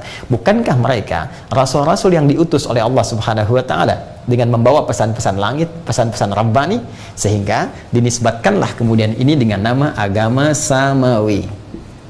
Ya. Perhatikan. Untuk yang kedua ini, fokus baik-baik. Al-Quran bahkan memberikan panggilan spesifik pada saat itu dengan redaksi Ahlul Kitab. Ya Ahlul Kitab, ya Ahlul Kitab. Tenang, pelan-pelan. Ahlul Kitab. Fokus. Baik, lihat baik-baik. Ada satu hal yang sangat indah sekali. Ya, ketika Nabi Muhammad SAW hijrah ke Yathrib, kelak menjadi Al-Madinah Al-Munawwarah, di situ kan sudah ada Yahudi, di situ sudah ada Nasrani, ya, ada Yahudi, ada Nasrani. Dua aspek besar ini, dua objek dakwah besar ini masuk pada lingkaran yang kedua ini, samawi. Ya, karena menisbatkan ajaran mereka kepada Nabi Musa alaihissalam, kepada Nabi Isa alaihissalam, yang juga bahkan disebutkan sumbernya kepada Nabi Ibrahim alaihissalam. Ya, dan mereka bukankah mendapatkan kitab dari Allah Subhanahu wa taala? Mendapatkan petunjuk dari Allah Subhanahu wa taala. Karena itulah satu hal yang sangat luar biasa, Al-Quran ketika mendakwahi golongan yang kedua ini dari kalangan Yahudi, kalangan Nasrani khususnya, itu datang membawa nilai toleransi yang sangat tinggi. Apa yang disebutkan? Quran tidak menyebut mereka dengan kalimat-kalimat yang kasar. Quran tidak menyebut mereka dengan kalimat-kalimat yang buruk, tapi yang indah, ya ahlal kitab. Hai orang-orang yang menisbatkan ajarannya kepada Nabi Isa, Nabi Musa, Nabi Ibrahim alaihissalam, yang diberikan kitab mereka itu oleh Allah Subhanahu wa taala. Kalau memang benar dari mereka, Nabi Musa alaihissalam, Nabi Isa alaihissalam, Nabi Ibrahim alaihissalam, kami juga mengimani mereka. Karena mereka keturunan awal dari Nabi Muhammad SAW. Jadi datang membawa nilai-nilai toleransi dalam berinteraksi, membawa nilai-nilai pluralitas, bukan pluralisme. Ya, awas, nilai-nilai toleransi, nilai-nilai pergaulan yang terbuka, nilai-nilai kasih untuk persaudaraan dalam konteks kehidupan bermuamalah. Karena itu, tak pernah Anda dapati Nabi datang SAW ke kota Yathrib, kelak jadi Al-Madinah Al-Munawwarah, tiba-tiba langsung ngajak musuhan sama Yahudi, tidak. Ngajak musuhan sama Nasrani, tidak. Bisa hidup berdampingan, bisa nyaman, bisa bertukar pikiran, bahkan ada pinjam-meminjam, ada muamalah, ya. Ada interaksi dagang, interaksi bisnis, ada. Kadang minjam pada Yahudi, kadang terlibat transaksi nanti orang Islam dengan Nasrani, biasa saja. Ya, kapan persoalan muncul? Ketika ada pelanggaran-pelanggaran kesepakatan. Ya, kemudian Yahudi melakukan agresi, ya, ada pelanggaran kesepakatan. Demikian pula orang Islam bisa tinggal dengan orang Nasrani dimanapun. Di Spanyol dulu pernah tinggal lama berabad-abad. Kapan ada persoalan? Ketika Isabella dengan Ferdinand menyatu melakukan agresi, jadi persoalan. Jadi sesungguhnya apa yang ingin ditampilkan oleh Islam adalah sangat indah, sangat luar biasa. Even itu di Indonesia. Jikalau Anda bertetangga dengan orang Kristen, Anda bertetangga dengan Nasrani, bertetangga dengan Yahudi, bahkan bertetangga dengan Hindu, bertetangga dengan Buddha, itu biasa saja. Kita bisa saling bersaudara dalam nilai-nilai kemanusiaan, ya, bisa berbisnis seperti Nabi dulu berbisnis, berniaga, ya, nggak ada masalah di sini. Ya, Anda pakai Facebook, Anda sekarang gunakan Instagram, gunakan YouTube, itu yang kelola siapa? Ya kan? Jadi kalau dalam konteks bermuamalah, silahkan. Tapi yang paling indah, perhatikan baik-baik. Ketika Allah Subhanahu wa taala menjelaskan kalimat wa ma unzila min qablik, dan kalian mengimani, meyakini semua yang diturunkan kepada nabi-nabi sebelum Muhammad SAW, maka Al-Quran pertama ingin membangun jembatan toleransi dan pembuka awal penyadaran. Jika kalian yakin pada Musa, yakin pada Isa, yakin pada Ibrahim, maka kami pun mengimani mereka. Jelas sampai sini? Baik, kalau gitu kita saudara dong. Saudara dalam usul. Dan sesama saudara, ini lihat keindahannya. Sesama saudara, bukankah kita harus saling memperhatikan? Mengarahkan pada kebaikan. Ya, kita tidak ingin saudara itu kemudian jatuh dalam keburukan. Kita tidak ingin saudara kita itu kemudian terperangkap dalam kesalahan. Kita tidak ingin saudara kita mengalami bahaya. Anda punya saudara, apakah Anda tega membiarkan saudara Anda mengalami kecelakaan? Kan tidak. Ya, kecelakaan di dunia kita jaga-jaga, apalagi kecelakaan di akhirat. Karena itu, ketika ada orang-orang yang mengatakan kami sumbernya dari Nabi Ibrahim, kami sumbernya dari Nabi Musa alaihissalam, kami sumbernya dari Nabi Isa, sama, itu keturunan Nabi kami Muhammad sallallahu alaihi wasallam. Kalau gitu, kita ada titik persamaan. Ya, cuma yang paling menarik karena kita saudara, maka kepentingan saudara mesti memberikan petunjuk-petunjuk yang benar kepada saudaranya. Maka datanglah Al-Quran dengan nilai kasih untuk memberikan referensi yang benar tentang siapa Nabi Ibrahim itu, siapa Nabi Musa itu, siapa Nabi Daud itu, siapa Nabi Isa itu, supaya tidak disalahpahami. Dan yang paling dahsyat, untuk bisa membuktikan ini, Al-Quran itu menawarkan langsung untuk mengecek originalitas Al-Quran, kebenaran Al-Quran, kebenaran mukjizat Nabi Muhammad SAW. Karena itukah kemudian muncul ayat-ayat menawarkan kepada mereka, jika Anda ragu tentang Quran, keterangannya cek dulu sebelum kami mengecek apa yang Anda kemudian yakini. Apa yang Anda nisbatkan kepada Ibrahim AS, kepada Musa, kepada Isa, silahkan cek Al-Quran. Kalau Anda ragu dengan Quran, cek dari awal sampai akhir, bikin yang semisalnya. Ya, silahkan Anda urutkan. Bahkan tercatat banyak pada saat itu orang-orang Yahudi menguji kenabian Nabi Muhammad SAW. Ya, teman-teman, ini malam Jumat, besok Jumat, bukankah sudah ada sunnah baca surat Al-Kahf? Di dalam surat Al-Kahf bukankah ada kisah tentang Dzulkarnain? Itu kan pertanyaan orang Yahudi. Ya.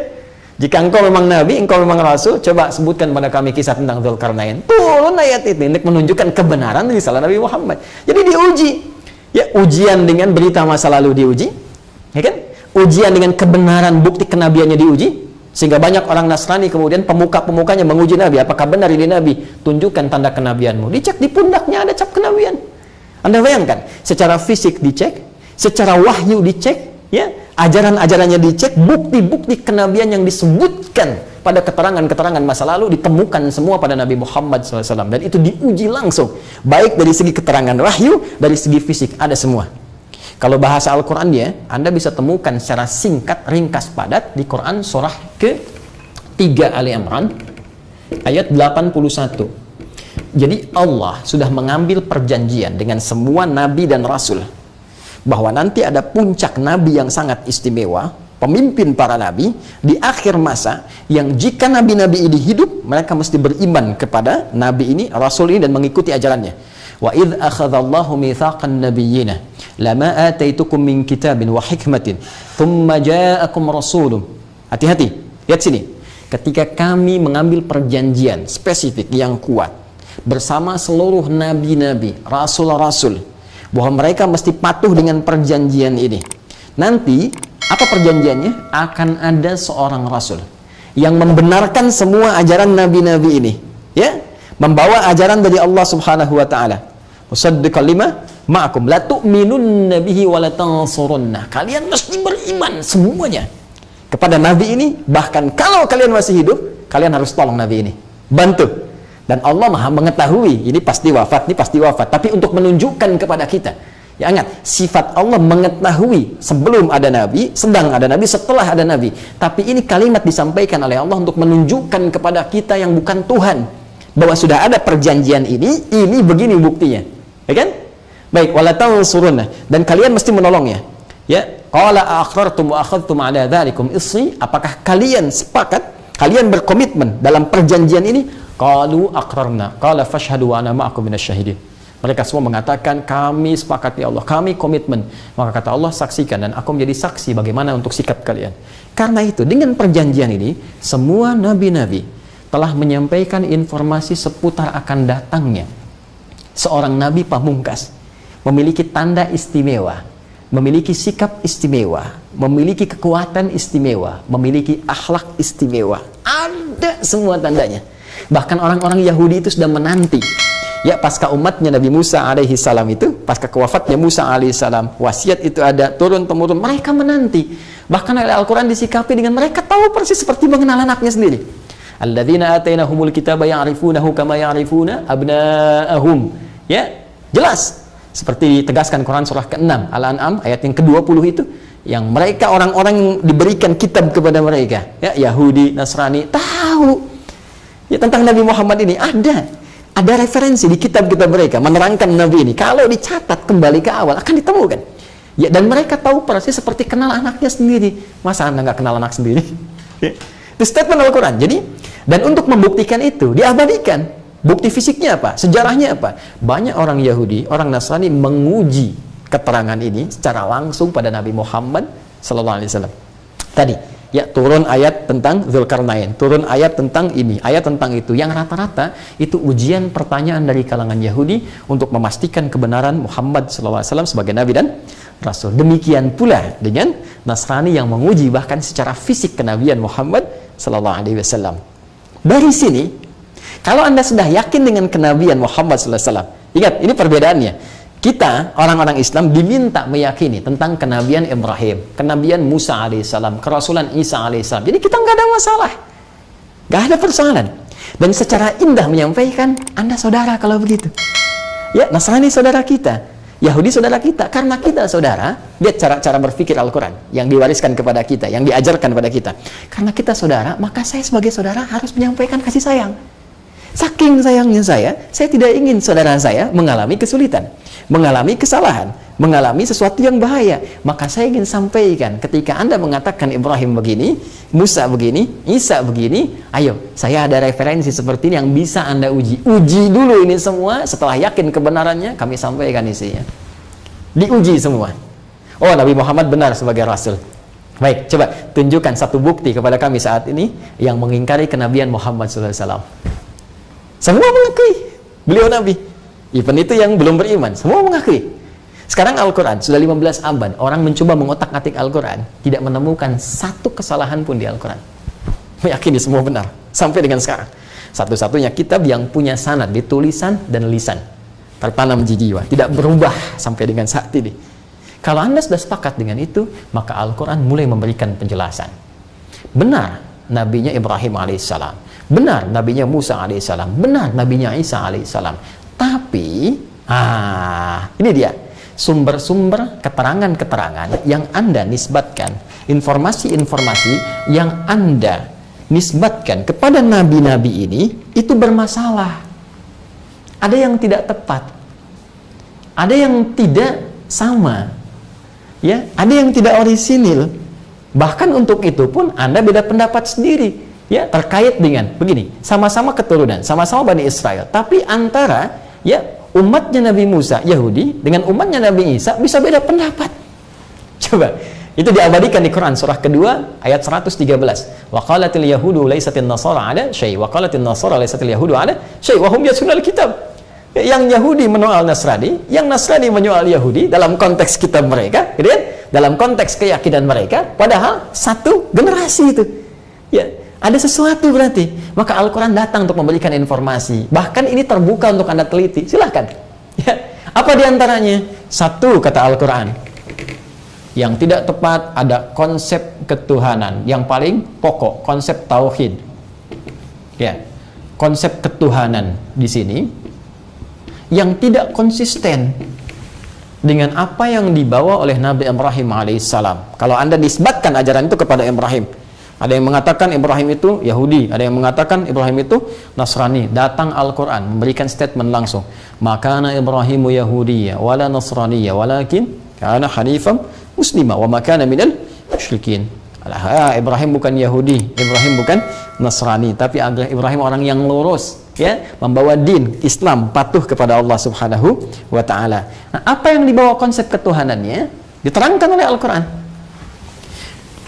Baik itu Nabi Musa alaihissalam, baik itu Nabi Isa alaihissalam, sampai ke atasnya Ibrahim alaihissalam, membawa konsep ketuhanan yang satu, yaitu tauhidullah subhanahu wa ta'ala, menuhankan Allah saja subhanahu wa ta'ala. Baik, boleh jadi Anda tidak yakin karena Anda mungkin punya nas, Anda punya keterangan, kami juga punya keterangan. Kalau begitu kita uji saja keterangannya. Tuh, fair kan Al-Quran? Ya, kita uji.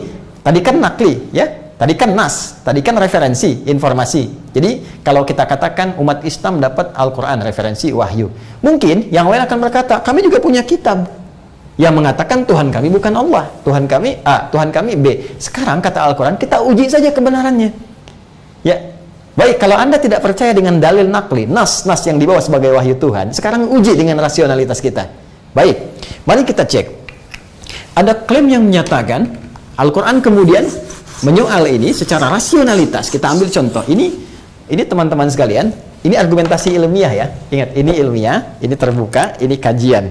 Ya, jadi tidak ada unsur-unsur lain kecuali kita ingin menambah keyakinan bagi seorang muslim. Ini keyakinan kita. Jadi kalau kita misalnya di soal, kita bisa menjawab.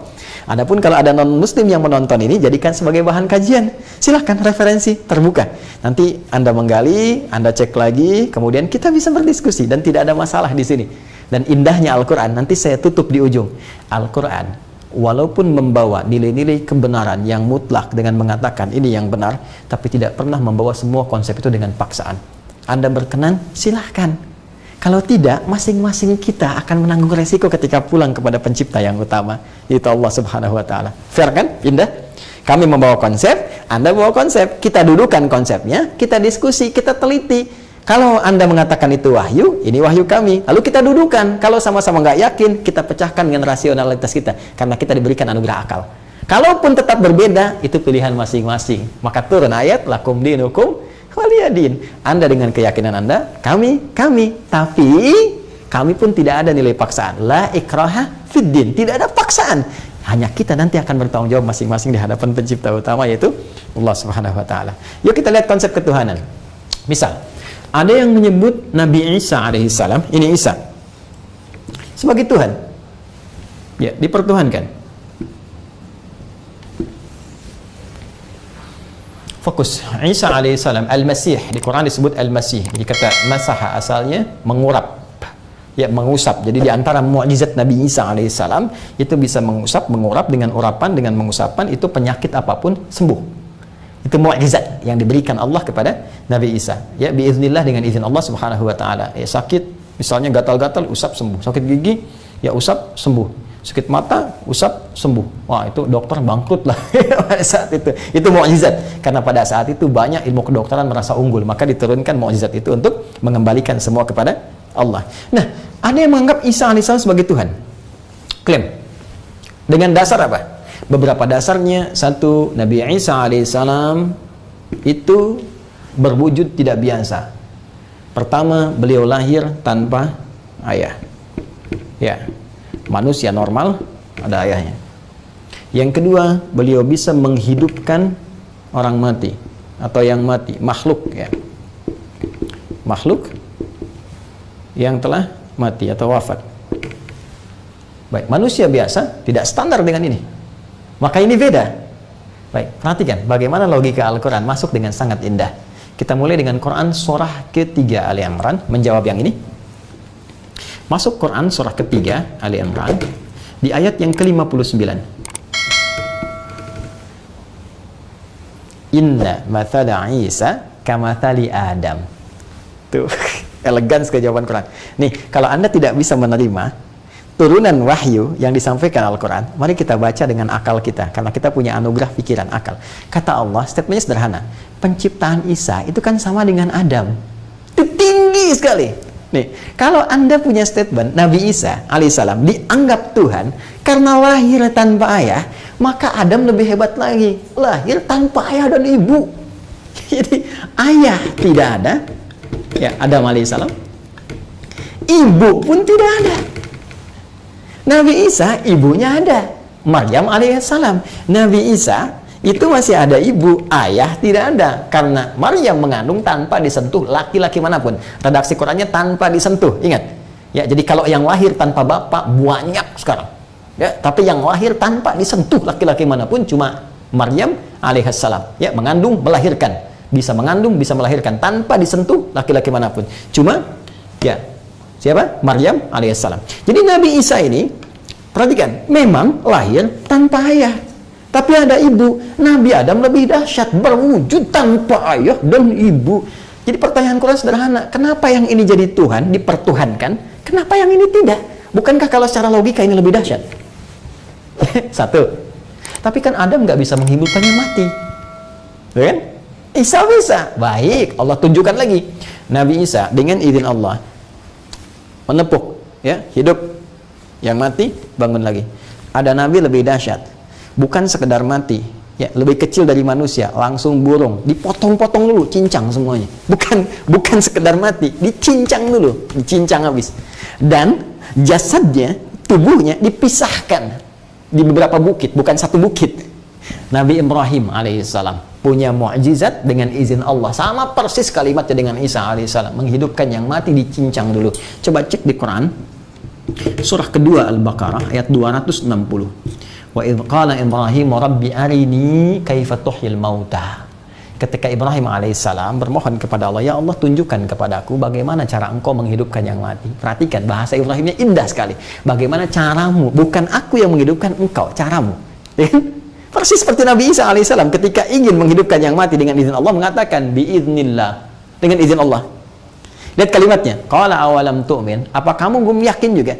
Apa kamu belum yakin ya Ibrahim? Qala bala walakin liyatma'inna qalbi. Aku yakin betul ya Allah, nggak ragu aku, cuma supaya hatiku tenang aja.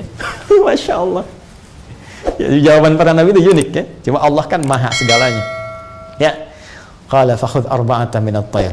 Ambil 4 sekaligus. Nabi Isa 1, Ibrahim 4 langsung. 4. Tuh. Khudh arba'atan minat tayr. Ya, setelah itu apa? Setelah itu potong-potong. Ya, setelah itu apa? Tempatkan di bukit-bukit yang berbeda. Tsumma ud'uhunna, kemudian panggil. Panggil dengan izin Allah. Panggil. Ya'tina kasaya, tiba-tiba nyatu terbang lagi. Nabi Isa menghidupkan dengan izin Allah 1 saja. Panggil, hidup. Nabi Ibrahim 4 langsung dicincang, dipisah-pisah, dipanggil dengan kalimat yang sama seperti Nabi Isa memanggil. Langsung nyatu, terbang, datang lagi semuanya bersatu. Pertanyaannya kata Quran, kenapa yang ini dianggap Tuhan, yang ini nggak dipertuhankan? Masuk ya? Baik. Kemudian belum selesai. Kalau ini nggak diterima lagi, masuk lagi pada logika yang paling dalam. Allah langsung masuk dengan kalimat laisa kamitslihi syai'. Sifat Tuhan mesti punya perbedaan dengan makhluk. Tuhan itu kan khalik kan? Ya, Tuhan itu khalik. Ya, khalik. Silahkan cek. Ya, Al-Quran langsung menyebutkan Allah menamai dirinya dengan khalik. Cek kalau nggak percaya. Quran surah ke-15 Al-Hijr ayat ke-28. Silahkan cek. Ya. Wa idz qala rabbuka lil malaikati inni khaliqun basyara. Ketika Allah Rabbmu berfirman menginfokan pada kalangan malaikat dan sebagian jin, aku khalik. Ya. Jadi Allah menyifati dirinya, menamai dirinya dengan apa? Khalik. Fokus. Setiap yang dicipta itu makhluk. Di khalik mencipta makhluk. Ya. Awas. Ini sekaligus nih ya, kita masuk juga kepada logika orang ateis yang tidak sempurna logikanya. Ya, gampang cara menjawabnya. Ini sudah diisyaratkan Nabi, tapi kita punya jawaban. Gini, khalik itu mesti beda dengan makhluk. Ya. Perhatikan gini, kalau makhluk itu tercipta, walaupun dia bisa membuat, tapi dia tercipta, itu makhluk. Ya, manusia bisa bikin meja, berarti meja makhluk dibuat oleh manusia. Tapi karena manusia juga diciptakan, ya, manusia diciptakan, maka dia tetap makhluk. Jelas? Khalik punya sifat tidak dicipta. Jelas? Jadi jangan pernah bertanya kepada Khalik dari mana asalnya, karena Khalik itu pencipta. Pencipta tidak ditanya asalnya, yang mencipta kok.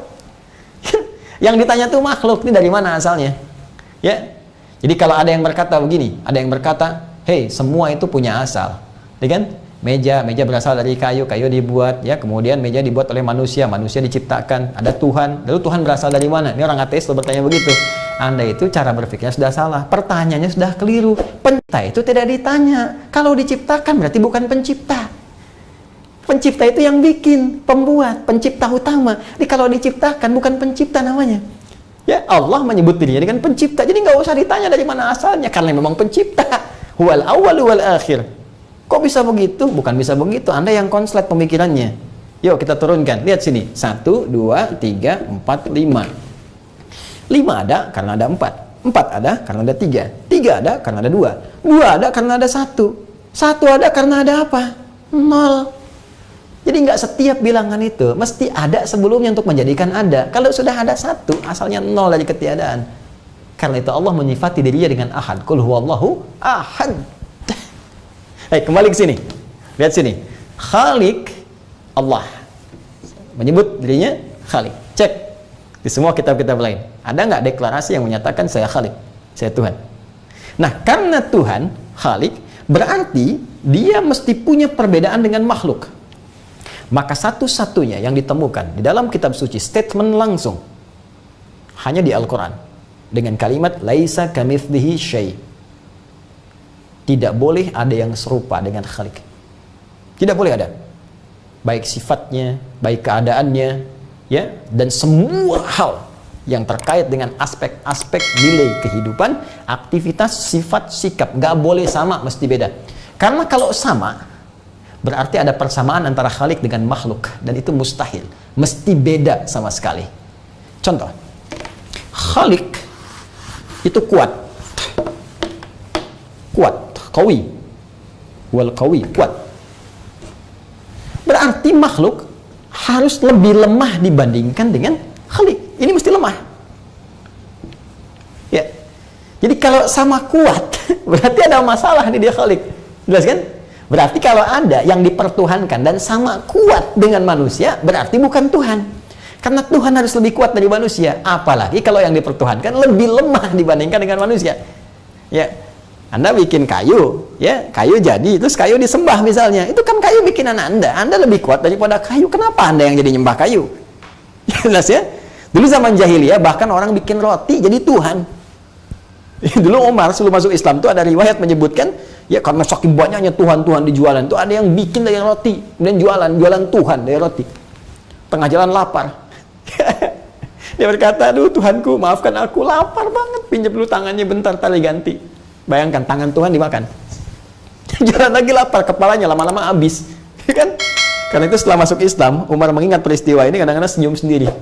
Terketawa, suka senyum sendiri. Jadi ada satu problematika logika kita yang harus dikembalikan kepada asalnya.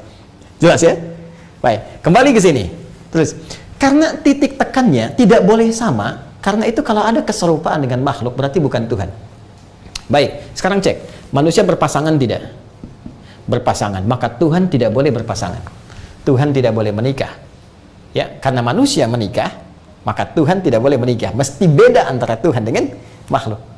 Manusia melahirkan, manusia dilahirkan, maka Tuhan tidak boleh melahirkan, tidak boleh dilahirkan. Kalau sama seperti itu, berarti Tuhan punya sifat-sifat kemanusiaan. Kalau gitu bukan Tuhan. Jelas ya? Karena mesti beda. Karena itu Quran memberikan statement lam yalid wa lam yulad. Sifat jelas bagi Tuhan, tidak beranak, tidak diperanakan. Jadi kalau ada yang dipertuhankan dari hasil peranakan, baik beranak ataupun diperanakan, berarti ada persoalan dengan klaim ketuhanannya. Itu statement Al-Quran. Kalau Anda mau menerima, itu pilihan. Kalau tidak, itu terserah Anda. Cuma kan logikanya begini gitu. Jelas ya? Baik, belum cukup. Lagi, ya, saya tambahkan lagi. Baik. Manusia berpasangan, Tuhan mesti tunggal. Yang paling menarik, Allah ngasih logika lagi. Kalau Anda masih nggak percaya tentang ini, saya kasih logika kata Allah. Ya, logikanya Quran surah ke-21 ayat 22. Kata Allah, "Lau kana fihi ma'alihatun illallah lafasadata." Anda kebayang nggak sih? Kalau yang mengurus langit dan bumi ini, ngurus alam, lebih daripada satu Tuhan, hancur mengelola langit dan bumi ini. Karena setiap Tuhan itu punya pikiran. Setiap Tuhan punya keinginan. Anda aja ada 1-2 orang, suami istri 2 orang, tidur di ranjang yang sama, tapi bisa mimpi berbeda. Dan bisa sikapnya tidak sama. Begitu bangun, yang satu pengen begini, satu pengen begini. Anda bayangkan kalau itu menjadi sikap dan pikiran Tuhan. Tuhan lebih daripada satu, ngelola alam semesta. Yang satu mengatakan, Bekasi ini luar biasa, penduduknya ini ada persoalan di sini. Hukum, turunkan badai. Tuhan yang satu bilang, jangan dulu diturunkan. Yang di sini masih ada yang doa, turunkan awan saja. Yang ini bilang, tidak, hancurkan dengan guntur. Ribut sesama Tuhan. Kalau Tuhan ribut, bagaimana kemudian semesta ini? Bisa kebayang kan? Nah, itu jalur logika yang ditempuh. Karena itu secara indah, Allah turunkan satu surah langsung, surah 112, untuk menunjukkan logika ketuhanan yang sangat jelas. Harus dikosongkan dari semua sifat-sifat yang tidak layak disandangnya. Mengosongkan, menghilangkan, membersihkan, sehingga menjadi murni. Sesuatu disebut dengan ikhlas namanya. Ya, sehingga ada ikhlas dalam Islam, maksudnya menghilangkan segala hal yang tidak ada kaitan dengan amalan kita. Dalam konteks ketuhanan, hilangkan semua sifat-sifat keadaan yang tidak layak disandang Tuhan. Hilangkan, tepikan, tanggalkan. Akhlasa yukhlisu ikhlas. Maka turun surah Al-Ikhlas. Kul, katakan, huwa, yang dipertuhankan itu, Rabb itu Allah. Sifatnya ahad. Bahkan namanya pun spesifik, Allah. Gak bisa sama dengan yang lain. Jadi dulu orang-orang Arab sudah punya nama Tuhannya masing-masing. Lata, Uzza, Manat dan sebagainya. Mereka tanya pada Rasulullah, ya Muhammad SAW, siapa nama Tuhanmu? Kok disebutnya Rabb saja? Qul a'udzu birabbil falaq, qul a'udzu birabbin nas. Siapa nama Tuhanmu? Katakan, kata Allah, huwa. Yang disebut Rabb itu Allah. Itu langsung namanya dari Allah. Tuh. Tidak ada nama-nama ini. Nama-nama pada saat itu tidak ada yang sama dengan ini. Ilah umum, alihah umum, tapi Allah hanya menunjuk kepada Tuhan yang disampaikan langsung oleh Allah lewat Al-Quran. Nama spesifik, Ahad. Bahkan namanya pun bukan sekedar sifatnya, bukan sekedar nilai ketuhanannya, namanya punya sifat Ahad. Ahad itu satu-satunya yang tidak ada dua, tidak ada tiga. Jadi ada Ahad, ada Wahid, itu berbeda. Ahad satu-satunya, tidak ada yang kedua, yang ketiga, dan lebih daripada itu. Bahkan namanya pun sifatnya Ahad, hanya satu ini. Bahkan kalau dihilangkan setiap hurufnya, hanya akan kembali kepada yang satu ini. Cek. Ini nama Tuhan ya. Namanya pun beda dengan makhluk, punya sifat yang beda. Baru dari namanya saja. Hapus satu. Baca. Lillah, lillahi ma fis samawati wa ma fil ard. Masih menunjuk kepada Allah. Hapus satu lagi. Maka tasdidnya hilang. Lahu mulkus samawati wal ard. Masih menunjuk kepada Allah. Zat yang satu, Ahad. Hapus lagi. Hu. Singkatan dari huwa. Sebab kalau kita baca dalam bahasa Arab, termasuk baca Al-Quran, ya, maka kalau kita berhenti di huwa, maka wa-nya nggak dibaca, hilang. Al-Arab itu, orang Arab, ya, berbicara dengan harakat, tabda'u bil harakat wa tantahi bis sukun. Berbicara dengan harakat, berhenti dengan sukun, nggak dibaca ini. Sehingga kalau kita baca Al-Quran, harakat akhirnya nggak bunyi. Bismillahirrahmanirrahim. Padahal kan akhirnya i kan, tapi nggak ada yang baca Quran begini. Bismillahirrahmanirrahim. Alhamdulillahi rabbil alamin. Nggak ada. Never. Ya, abadan. Nggak pernah ada. Pasti berhenti ujungnya sukun. Sama persis ketika Anda membaca Al-Quran. Allahu la ilaha illa huwal hayyul qayyum. Al-Baqarah 255, Ali Imran ayat yang kedua. Terus Anda berhenti di kalimat huwa. Allahu la ilaha illa hu. Wa-nya nggak bunyi. Hu ini. Hu kembali ke huwa. Ya, siapa huwa ini? Balik ke Al-Ikhlas lagi tadi. Qul, katakan huwa. Qul, katakan Muhammad huwa. Yang dimaksud huwa ini balik lagi Allah.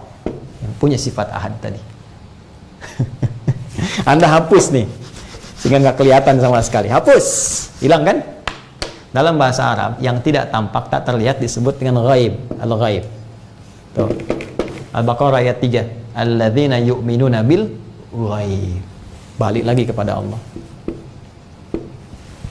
Allah memperkenalkan namanya, bahkan nama Tuhan yang tidak bisa disandang setiap sifatnya oleh nama makhluk apapun.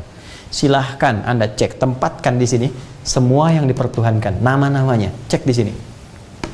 Lalu hilangkan setiap hurufnya, maka Anda temukan semua kalimat itu tidak akan kembali kepada makna awalnya. Ya, saya nggak akan tuliskan, Anda saja yang mengecek. Teman-teman non-muslim juga boleh membandingkannya sebagai referensi kajian, ya, kajian. Tidak ada masalah. Saya tidak berusaha untuk menyoal berbagai hal. Kita hanya mendudukan persoalan sebagai nilai ilmiah untuk dikaji. Sekali lagi, Anda sepakat, alhamdulillah. Anda tanya, kami jawab, kita bisa diskusi. Tapi kalaupun tak sepakat, kita tidak harus mencaci. Anda boleh meyakini apa yang Anda yakini, itu urusan Anda. Ya kan, itu pilihan Anda. Dan semua kita akan bertanggung jawab di hadapan Pencipta utama Allah Subhanahu wa taala. Jadi tetap kita saling menghormati, tetap kita saling menghargai, tetap kita bisa saling menyayangi dalam konteks kehidupan berbangsa, bernegara, bermasyarakat. Tapi untuk ini, karena keyakinan yang paling mula, kita mesti mendapatkan nilai kebenaran yang bisa diuji. Sekarang silahkan tempatkan. Beda. Saya manusia. Sekarang lihat sini. Adi. Hapus satu. Nih. Apakah kembali kepada saya? Tidak. Ade, Angkatan Darat. Hilangin satu lagi. A. Tuh. Udah nggak ada. Hilangin satu. Meninggal. Anda duluan. Hilang kan maknanya. Sekarang silakan cek, itu baru nama teman-teman, belum yang lainnya. Nah, maka kembali ke sini, apa hikmah kemudian tadi dimunculkan kalimat wa ma unzila min qablik? Satu, untuk menyampaikan nilai kehidupan yang bertoleransi. Kita bersaudara. Silakan. Dari rumpun satu generasi yang sama ke atas. Maka jangan sampai kemudian terjadi perselisihan dalam kehidupan berbangsa, bermasyarakat. Kita tinggal di Indonesia, tidak semua tetangga itu Islam semua. Ada yang Kristen tetangga kita, ada yang Hindu, ada yang Buddha, kan? Saling menghormati. Bisa jadi saling berbagi. Ini situasi COVID, pandemi, ada kelebihan yang Muslim bagi, jangan sampai dilewat. Bayangkan keindahan Islam. Orang Islam punya makanan, baunya nyampe ke tetangga. Kata Nabi, bagi tetangga itu, walaupun cuma kuahnya. Tapi jangan salah baca ya, jangan Anda masuk kuahnya dibagi, bukan. Maksudnya kalau Anda bikin kuahnya aja pun bagi. Jangan salah persepsi gitu orang nyium baunya. Ya. Tapi apakah pernah di redaksi itu ada muncul kalau tetangga Anda Islam? Tidak. Mungkin Anda tinggal di tempat yang Anda minoritas, ya. Mungkin teman-teman yang di Amerika, di mana kan banyak kan tetangganya non-Muslim. Anda masak, bagi, sampaikan. Jangan sampai dilewat, karena nggak pernah ada redaksi dalam hadis mengatakan kalau tetangga Anda Islam saja, tidak. Anda sampaikan pada yang Muslim, Pak Ahmad, Pak Soleh, itu kan Ibu Aisyah. Satu tetangga Anda lewat misalnya, ya. Terus dia ngelihat Anda bagi-bagi. Bapak kayaknya itu enak ya. Iya Bu, enak, cuman sayang Ibu kafir. Masya Allah, tidak. Kita berbagi, gak ada masalah. Ya, tapi karena saudara tadi punya sifat menyayangi, ya, punya sifat dalam ingin memberikan nilai kebaikan, maka nilai yang paling utama untuk bekal kita pulang kan nilai tauhid, keyakinan. Maka dari itulah kemudian datang Al-Quran membawa referensi, sayangi saudaramu, berikan berita yang benar, tunjukkan kebenaran, jangan tutupi nilai kebenaran, sampaikan begini, ini sesuatu yang tidak tepat, ada nilai sejarah yang terpotong, ada sesuatu yang dituliskan oleh tangan manusia yang kemudian diyakini. Karena itulah di kitab-kitab selain Al-Quran tidak pernah ada redaksi begini, saya Tuhan, sembah saya. Silahkan cek, saya Tuhan, ini langsung redaksinya ya. Di Quran itu spesifik, jadi jangan bias lah, jangan begini begitu, tidak, langsung redaksinya spesifik. Al-Quran jelas mengatakan, Quran surah ke-20 Toha ayat 14, Allah pede langsung mengatakan, yakin betul, kalimat tegas, innani anallah, pakai taukid, saya Allah. Bahkan taukid itu penguat, saya benar-benar Allah. La ilaha illa ana, nggak ada Tuhan selain saya. Fa'budni, sembah saya. Silahkan cari kalimat ini di kitab manapun. Demi Allah saya katakan, Anda tidak akan temukan. Karena fitrah manusia dengan kemanusiaannya tidak akan pernah mengatakan saya Tuhan. Karena akan ada penghambat dalam jiwanya bahwa dia bukan Tuhan. Pada akhirnya semua akan dikonfirmasi. Al-Quran memberikan berita saat pulang kepada Allah pencipta utama, semua yang diklaim, semua yang diyakini ini akan dipertanggungjawabkan. Sampai Nabi Isa akan ditanya, apakah benar engkau menganggap menjadikan dirimu Tuhan supaya disembah bersama ibumu? Nanti akan ada pembuktian. Demikian juga pada yang lain-lainnya, demikian juga pada semua kehidupan kita. Karena itu tetap walaupun ini disampaikan, Al-Quran tetap memberikan toleransi yang dalam sampai mengatakan la ikraha fid din. Quran surah kedua ayat 256. Tidak boleh ada paksaan dalam meluk keyakinan yang benar. Ad-din, yang dimaksud din Islam. Quran surah ketiga ayat 19, inna dina indallahil Islam. Tidak boleh ada paksaan dalam berislam. Jadi kalaupun ini disampaikan, ini mutlak, ini murni, pure, sebagai referensi informasi yang benar untuk dikaji secara ilmiah, baik oleh logika atau sumber dari nilai-nilai wahyu yang bisa dilacak kebenarannya dan bisa diteliti. Anda yakin? Silahkan berislam. Kalau belum yakin, silahkan banyak belajar dan Anda bisa memilih apa yang Anda yakini dan setiap kita akan bertanggung jawab. Objektif kan? Fair kan? Sangat indah kan? Baik, ya. Nah, kemudian fokus ini. Ya, kalaupun masih menutup diri, misal, saya nggak mau pokoknya apapun yang kamu katakan, saya nggak mau yakin. Saya punya keyakinan sendiri, ya nggak apa-apa. Ya, Anda kan menutup diri kan? Menutup diri sendiri, nggak mau terbuka, maka Islam pun menyebut, baiklah Anda yang masih menutup diri. Menutup diri dalam bahasa Arab disebut kafara. Orangnya, subjeknya disebut kafir, isim fa'il. Ya, seperti syariba yashrabu syarib, akala yakulu akil, sajada yasjudu sajid, kafara yakfuru kafir. Di kafir asalnya adalah panggilan halus sekali dari Al-Quran, duhai yang masih menutup diri. Coba cek, halus gak? Ya kan? Nggak ada celaan kan?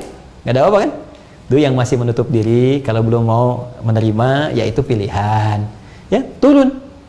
Ya, ada orang-orang yang mengajukan proposal pada Nabi Muhammad, dan kita nggak usah perang, nggak usah ribut. Ya, Nabi juga bilang, kapan kita ngajak ribut?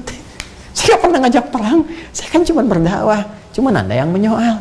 Ya udah Muhammad, kita sudah saling toleransi aja. Ya, kita menyembah Tuhan kamu sekarang, besok-besok kamu sembah Tuhan kita. Jadi yang membawa ragam pluralisme, ya, itu telat. Mohon maaf ya, Anda telat. 15 abad yang lalu sudah ada, Anda ketinggalan jauh. Anda ketinggalan jauh. Ya, dan sudah turun kemudian satu surah. Qul ya ayyuhal kafirun. Katakan Muhammad pada orang-orang itu yang masih menutup diri dari informasi yang kau bawa, dari petunjuk yang kau bawa.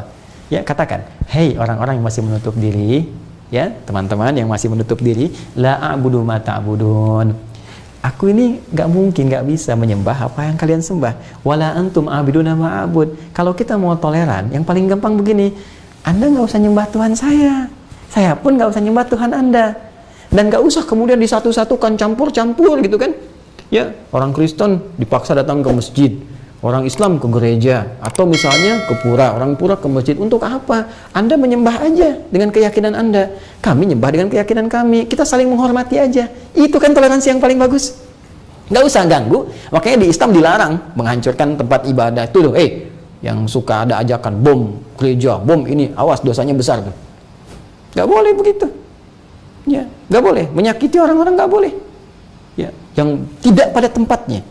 Hati-hati kalau teman-teman ada ajakan kasar, ngajak tembak ini, bom ini, bunuh ini, ya bukan dengan alasan yang dibenarkan secara syar'i, secara hukum, tinggalkan. Karena itu pasti bukan ajaran Islam yang murni itu. Ada tujuan-tujuan tertentu yang hadir di balik itu, dan jauhi, cepat tinggalkan saja. Ya, tinggalkan. Hati-hati, ancamannya besar, bisa neraka jahanam dan gak bisa keluar kalau dia tidak pernah bertobat. Ya, kembalikan. La a'budu ma ta'budun wala antum a'buduna ma a'bud wala ana 'abidum ma abattum. Kalau belum jelas, saya tegaskan lagi. Bagi saya bisa menyembah apa yang saya sembah saja. Dan Anda pun tidak usah repot menyembah apa yang saya sembah. Lakum dinukum waliyadin. Anda dengan keyakinan Anda, kami dengan keyakinan kami. Fair kan? Tapi kalau Anda mau belajar, nih informasi dari kami. Silakan. Jelas ya? Nah, jadi teman-teman sekalian, ini fair. Coba, pernah nggak dipanggil dengan, misalnya mohon maaf, panggilan yang kasar, kotor, atau dipanggil dengan nama hewan misalnya, atau dengan sesuatu tertentu? Tidak ada. Menghargai kemanusiaan kita, menjunjung tinggi nilai-nilai kemanusiaan. Sebelum ada hak asasi manusia yang banyak digembor-gemborkan itu, Al-Quran sudah datang lebih awal. Bahkan ada hak asasi negara, hak asasi sosial, itu didahulukan daripada personal. Hati-hati loh. Ya, ibadah sosial didahulukan daripada ibadah personal di dalam Islam. Nanti ada fikih tersendiri. Nah, jadi kesini teman-teman sekalian, ini gambarannya. Untuk itu, kesimpulannya apa? Maka kembali kepada poin nomor 2. Satu, hikmah, sudah saya jelaskan. Yang ketiga, sikap, sudah saya jelaskan. Bagaimana toleransi dibangun, bagaimana informasi disampaikan dengan benar. Jadi nggak usah ragu, kalau mau ada yang bertanya, sampaikan informasinya dengan cara yang lembut. Ya, Quran surat 16 ayat 125, ud'u ila sabili rabbika bil hikmah. Jangan cela, ingat loh, jangan mencela. Larangan ketat, jangan pernah mencela keyakinan-keyakinan lain, sehingga mereka tanpa ilmu tidak sadar mencela Tuhan kita, Allah. Jangan mencela. Kalau mau diskusi dengan cara yang lembut, ya. Al-Quran pernah menyampaikan, setelah statement dibuat, katanya kalian ahli kitab, katanya punya kitab, bisa sampaikan informasi, maka muncullah keterangan yang indah. Ya, qul ya ahlal kitab, ta'alu ila kalimatin sawa baini wa bainakum. Wahai saudaraku, teman-teman di ahli kitab, ayo kita kembali kepada satu kesepakatan. Komitmen yang kita bangun, kalau benar-benar ini mau dirujuk kepada Ibrahim alaihissalam, Musa alaihissalam, Isa alaihissalam, apa itu? Kembalikan pada ajaran yang benar. Ya, alla na'budu illallah. Jangan sampai kita menyembah kecuali kepada Allah. Anda kalau yakin silahkan. Kalau Anda bertahan, itu keputusan masing-masing. Indah kan? Nah, ini kembali ke sini. Karena itu kembali kepada hukum. Jadi bagian pertama, walladzina yu'minuna bima unzila ilaik. Dan untuk mengupgrade keimanan, ketakwaan kita kepada Allah, instrumen takwa itu kita mesti yakin dan mengamalkan semua yang diturunkan oleh Allah kepada Nabi Muhammad, baik Al-Quran, As-Sunnah, petunjuk, Al-Hikmah, kan? Pengetahuan dan akhlak, kan? Nah, ini menuntut iman plus amal. Tapi terkait dengan wa ma unzila min qablik, semua yang diturunkan kepada rasul-rasul sebelummu, karena sifatnya hanya informatif saja. Ya, Dan sifatnya data-data yang disampaikan untuk meluruskan pemahaman-pemahaman yang dibawa oleh generasi kemudian, yang di situ ada hal-hal yang tidak terkoreksi, kan? Maka sifat yang kedua tidak sama dengan yang pertama. Sifat yang kedua ini hanya sifat mengimani saja. Iman. Tidak masuk dengan konteks amal. Kenapa? Karena kitab-kitab itu sendiri yang diturunkan pada nabi-nabi sebelumnya sudah tidak ada wujud aslinya. Dan semua sudah dirangkum lewat Al-Quran. Karena itu Al-Quran disifati dengan musaddiqul lima baina yadayhi. Al-Quran membenarkan, kemudian mengumpulkan semua yang benar-benar dari nabi-nabi sebelumnya sebagai risalah yang disempurnakan untuk pedoman manusia semesta alam sampai kembali kepada Allah Subhanahu wa ta'ala.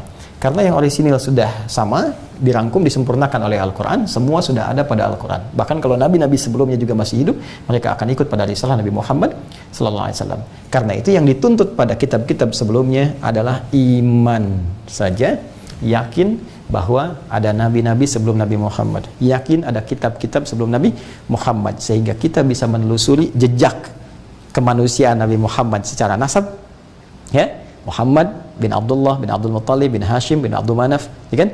Bin Murrah bin Qusay, seterusnya seperti pernah saya sampaikan sampai ke Nabi Ismail alaihissalam. Berarti jejaknya ada sampai ke Nabi Ibrahim. Ada kan jejaknya? Berarti jejak kemanusiaannya ada. Jejak kenabiannya ada. Ya, diurut lagi. Jadi untuk menemukan jejak kenabian itu nanti ada singgungan. Di Nabi Ismail bertemu Nabi Ishak, bersaudara kan? Nabi Ismail, Nabi Ishak bersaudara. Dan dari satu bapak. Kemudian jejaknya ada di Nabi Ishak, turun Nabi siapa? Yakub. Yakub turun siapa? Yusuf. Yusuf turun siapa? Terus Musa, Daud, Sulaiman, ke kanan ada Zakaria, sampingnya ada Imran, nikah dengan Hannah, lahirkan Maryam, lahirkan Isa. Jalurnya ada kan? Jadi disebutkan ini untuk menunjukkan, menguatkan kenabian Rasulullah sallallahu alaihi wasallam memiliki garis kenabian yang jelas dan juga garis kemanusiaan yang jelas.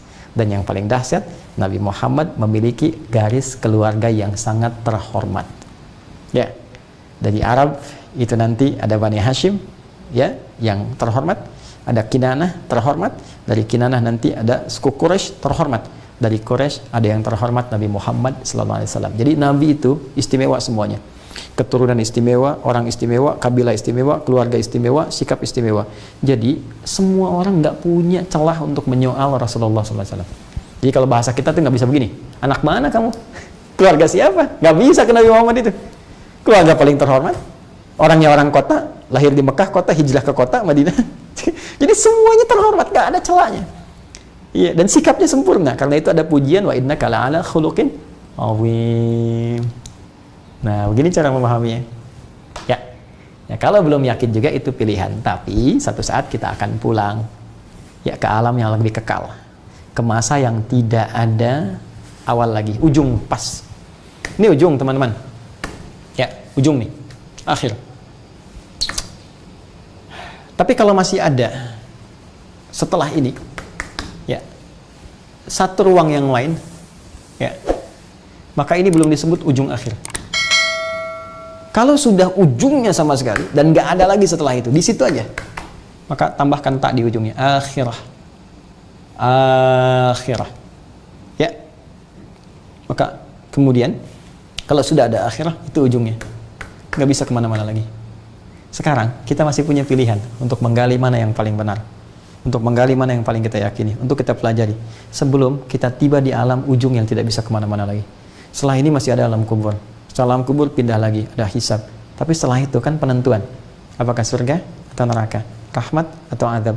Dan setelah itu nggak ada mana-mana lagi. Ya, kalau Anda masih ragu dengan semua itu, nanti ada pembuktian saat kita pulang. Tapi kalau Anda yakin ada kehidupan setelah kematian, setidaknya cari bekal yang paling benar sebelum pulang. Karena bekal akhirat beda dengan bekal dunia. Hanya orang-orang yang yakin dengan kehidupan akhirat yang mencari bekal serius untuk bisa meningkatkan takwa. Karena itu penghujung ayat keempat itu ditutup dengan kalimat wabil akhirati hum yuqinun.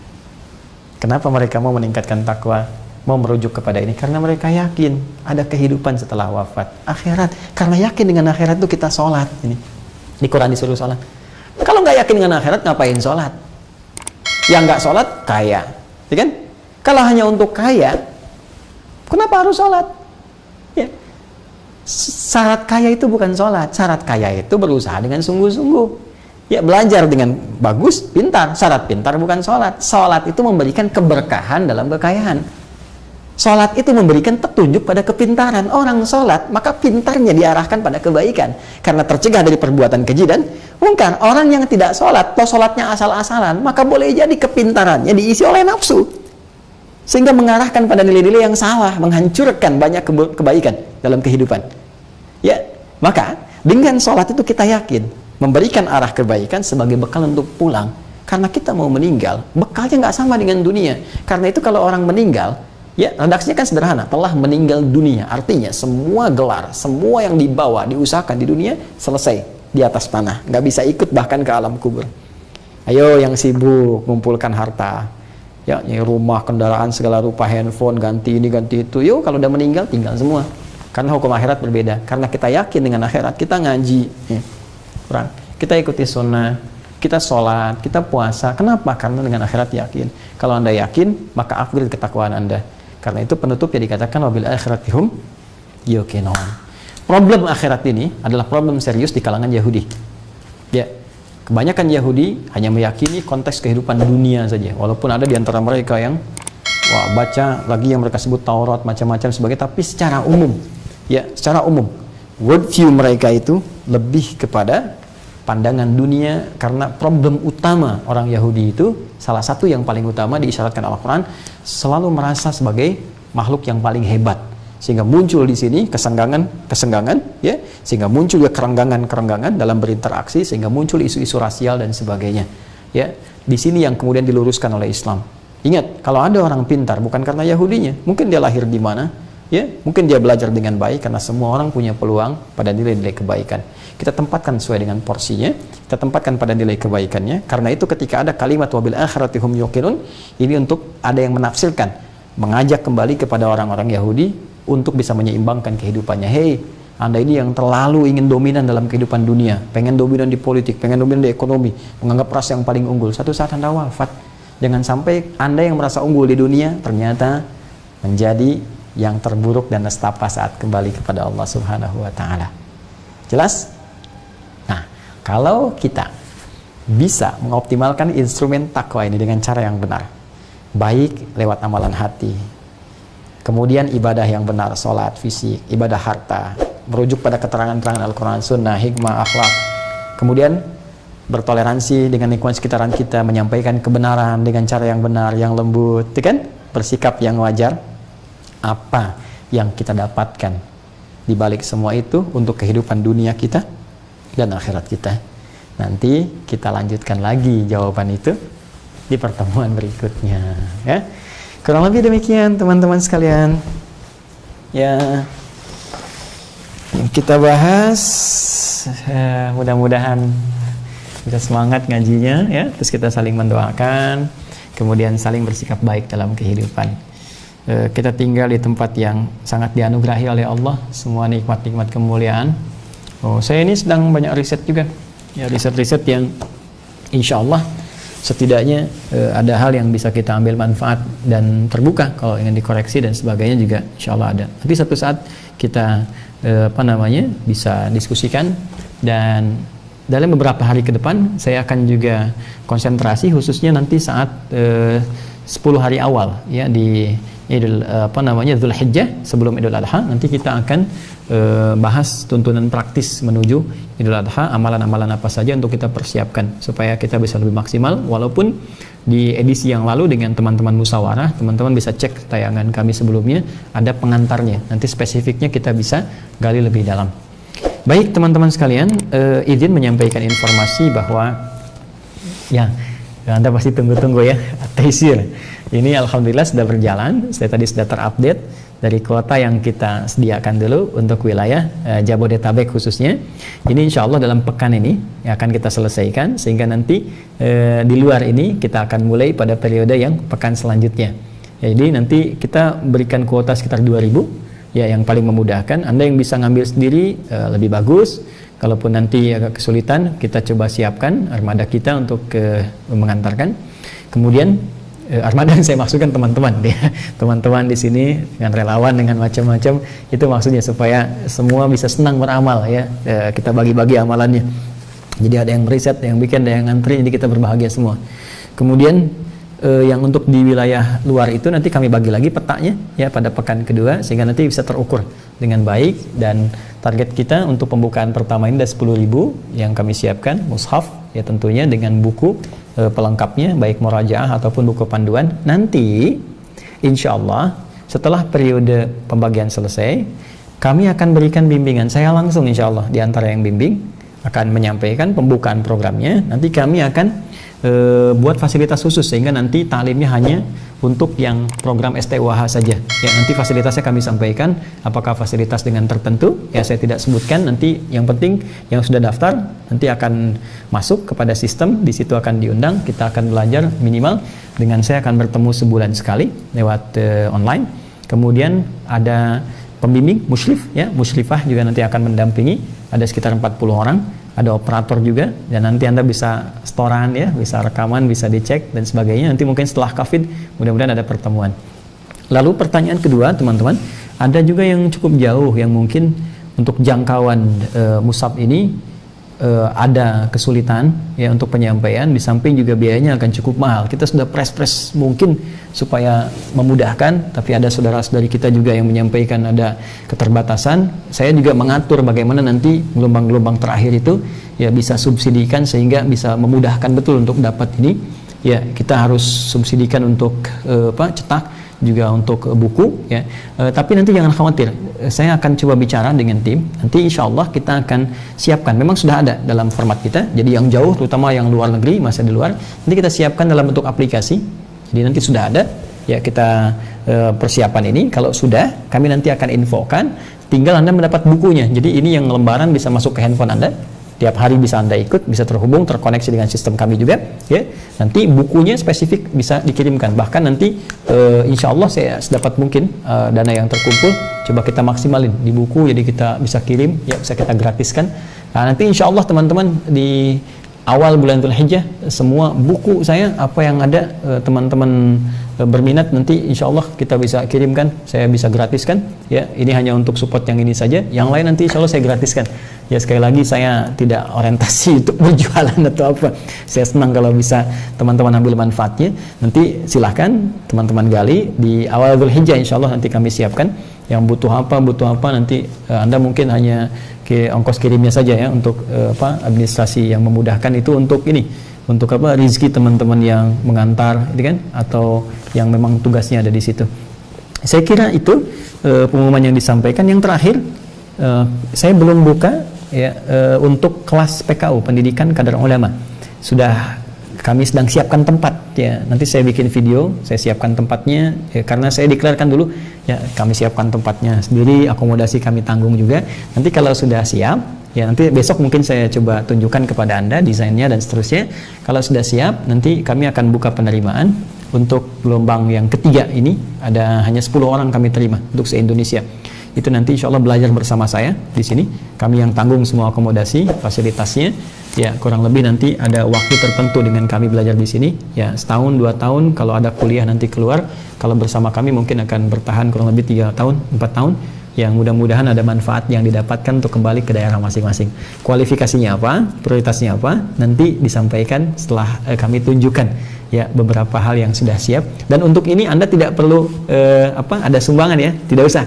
Saya sering katakan bahwa kami itu menyampaikan donasi kalau ada yang dikerjakan, kalau tidak ada mungkin yang lain lebih membutuhkan ya. Ini sudah kami anggarkan, sudah ada. Nanti kalau ada lagi yang lain kami akan sampaikan, sehingga apa yang Anda berikan itu manfaatnya langsung tersalur ya.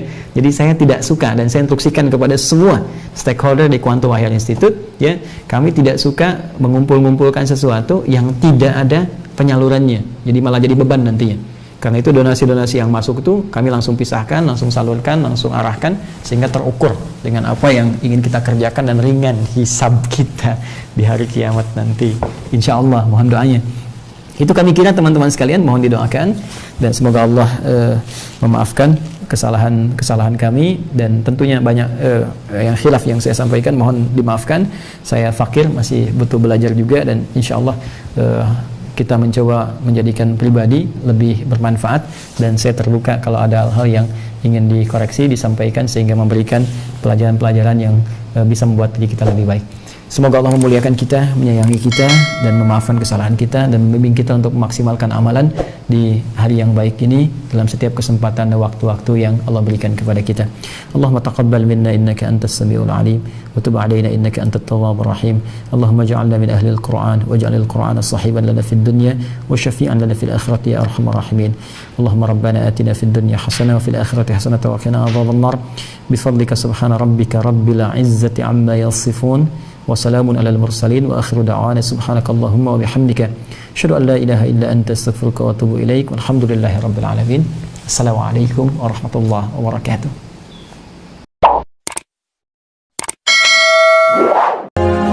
Ma'assalamah fi amani shaykhana Allahu rabbirham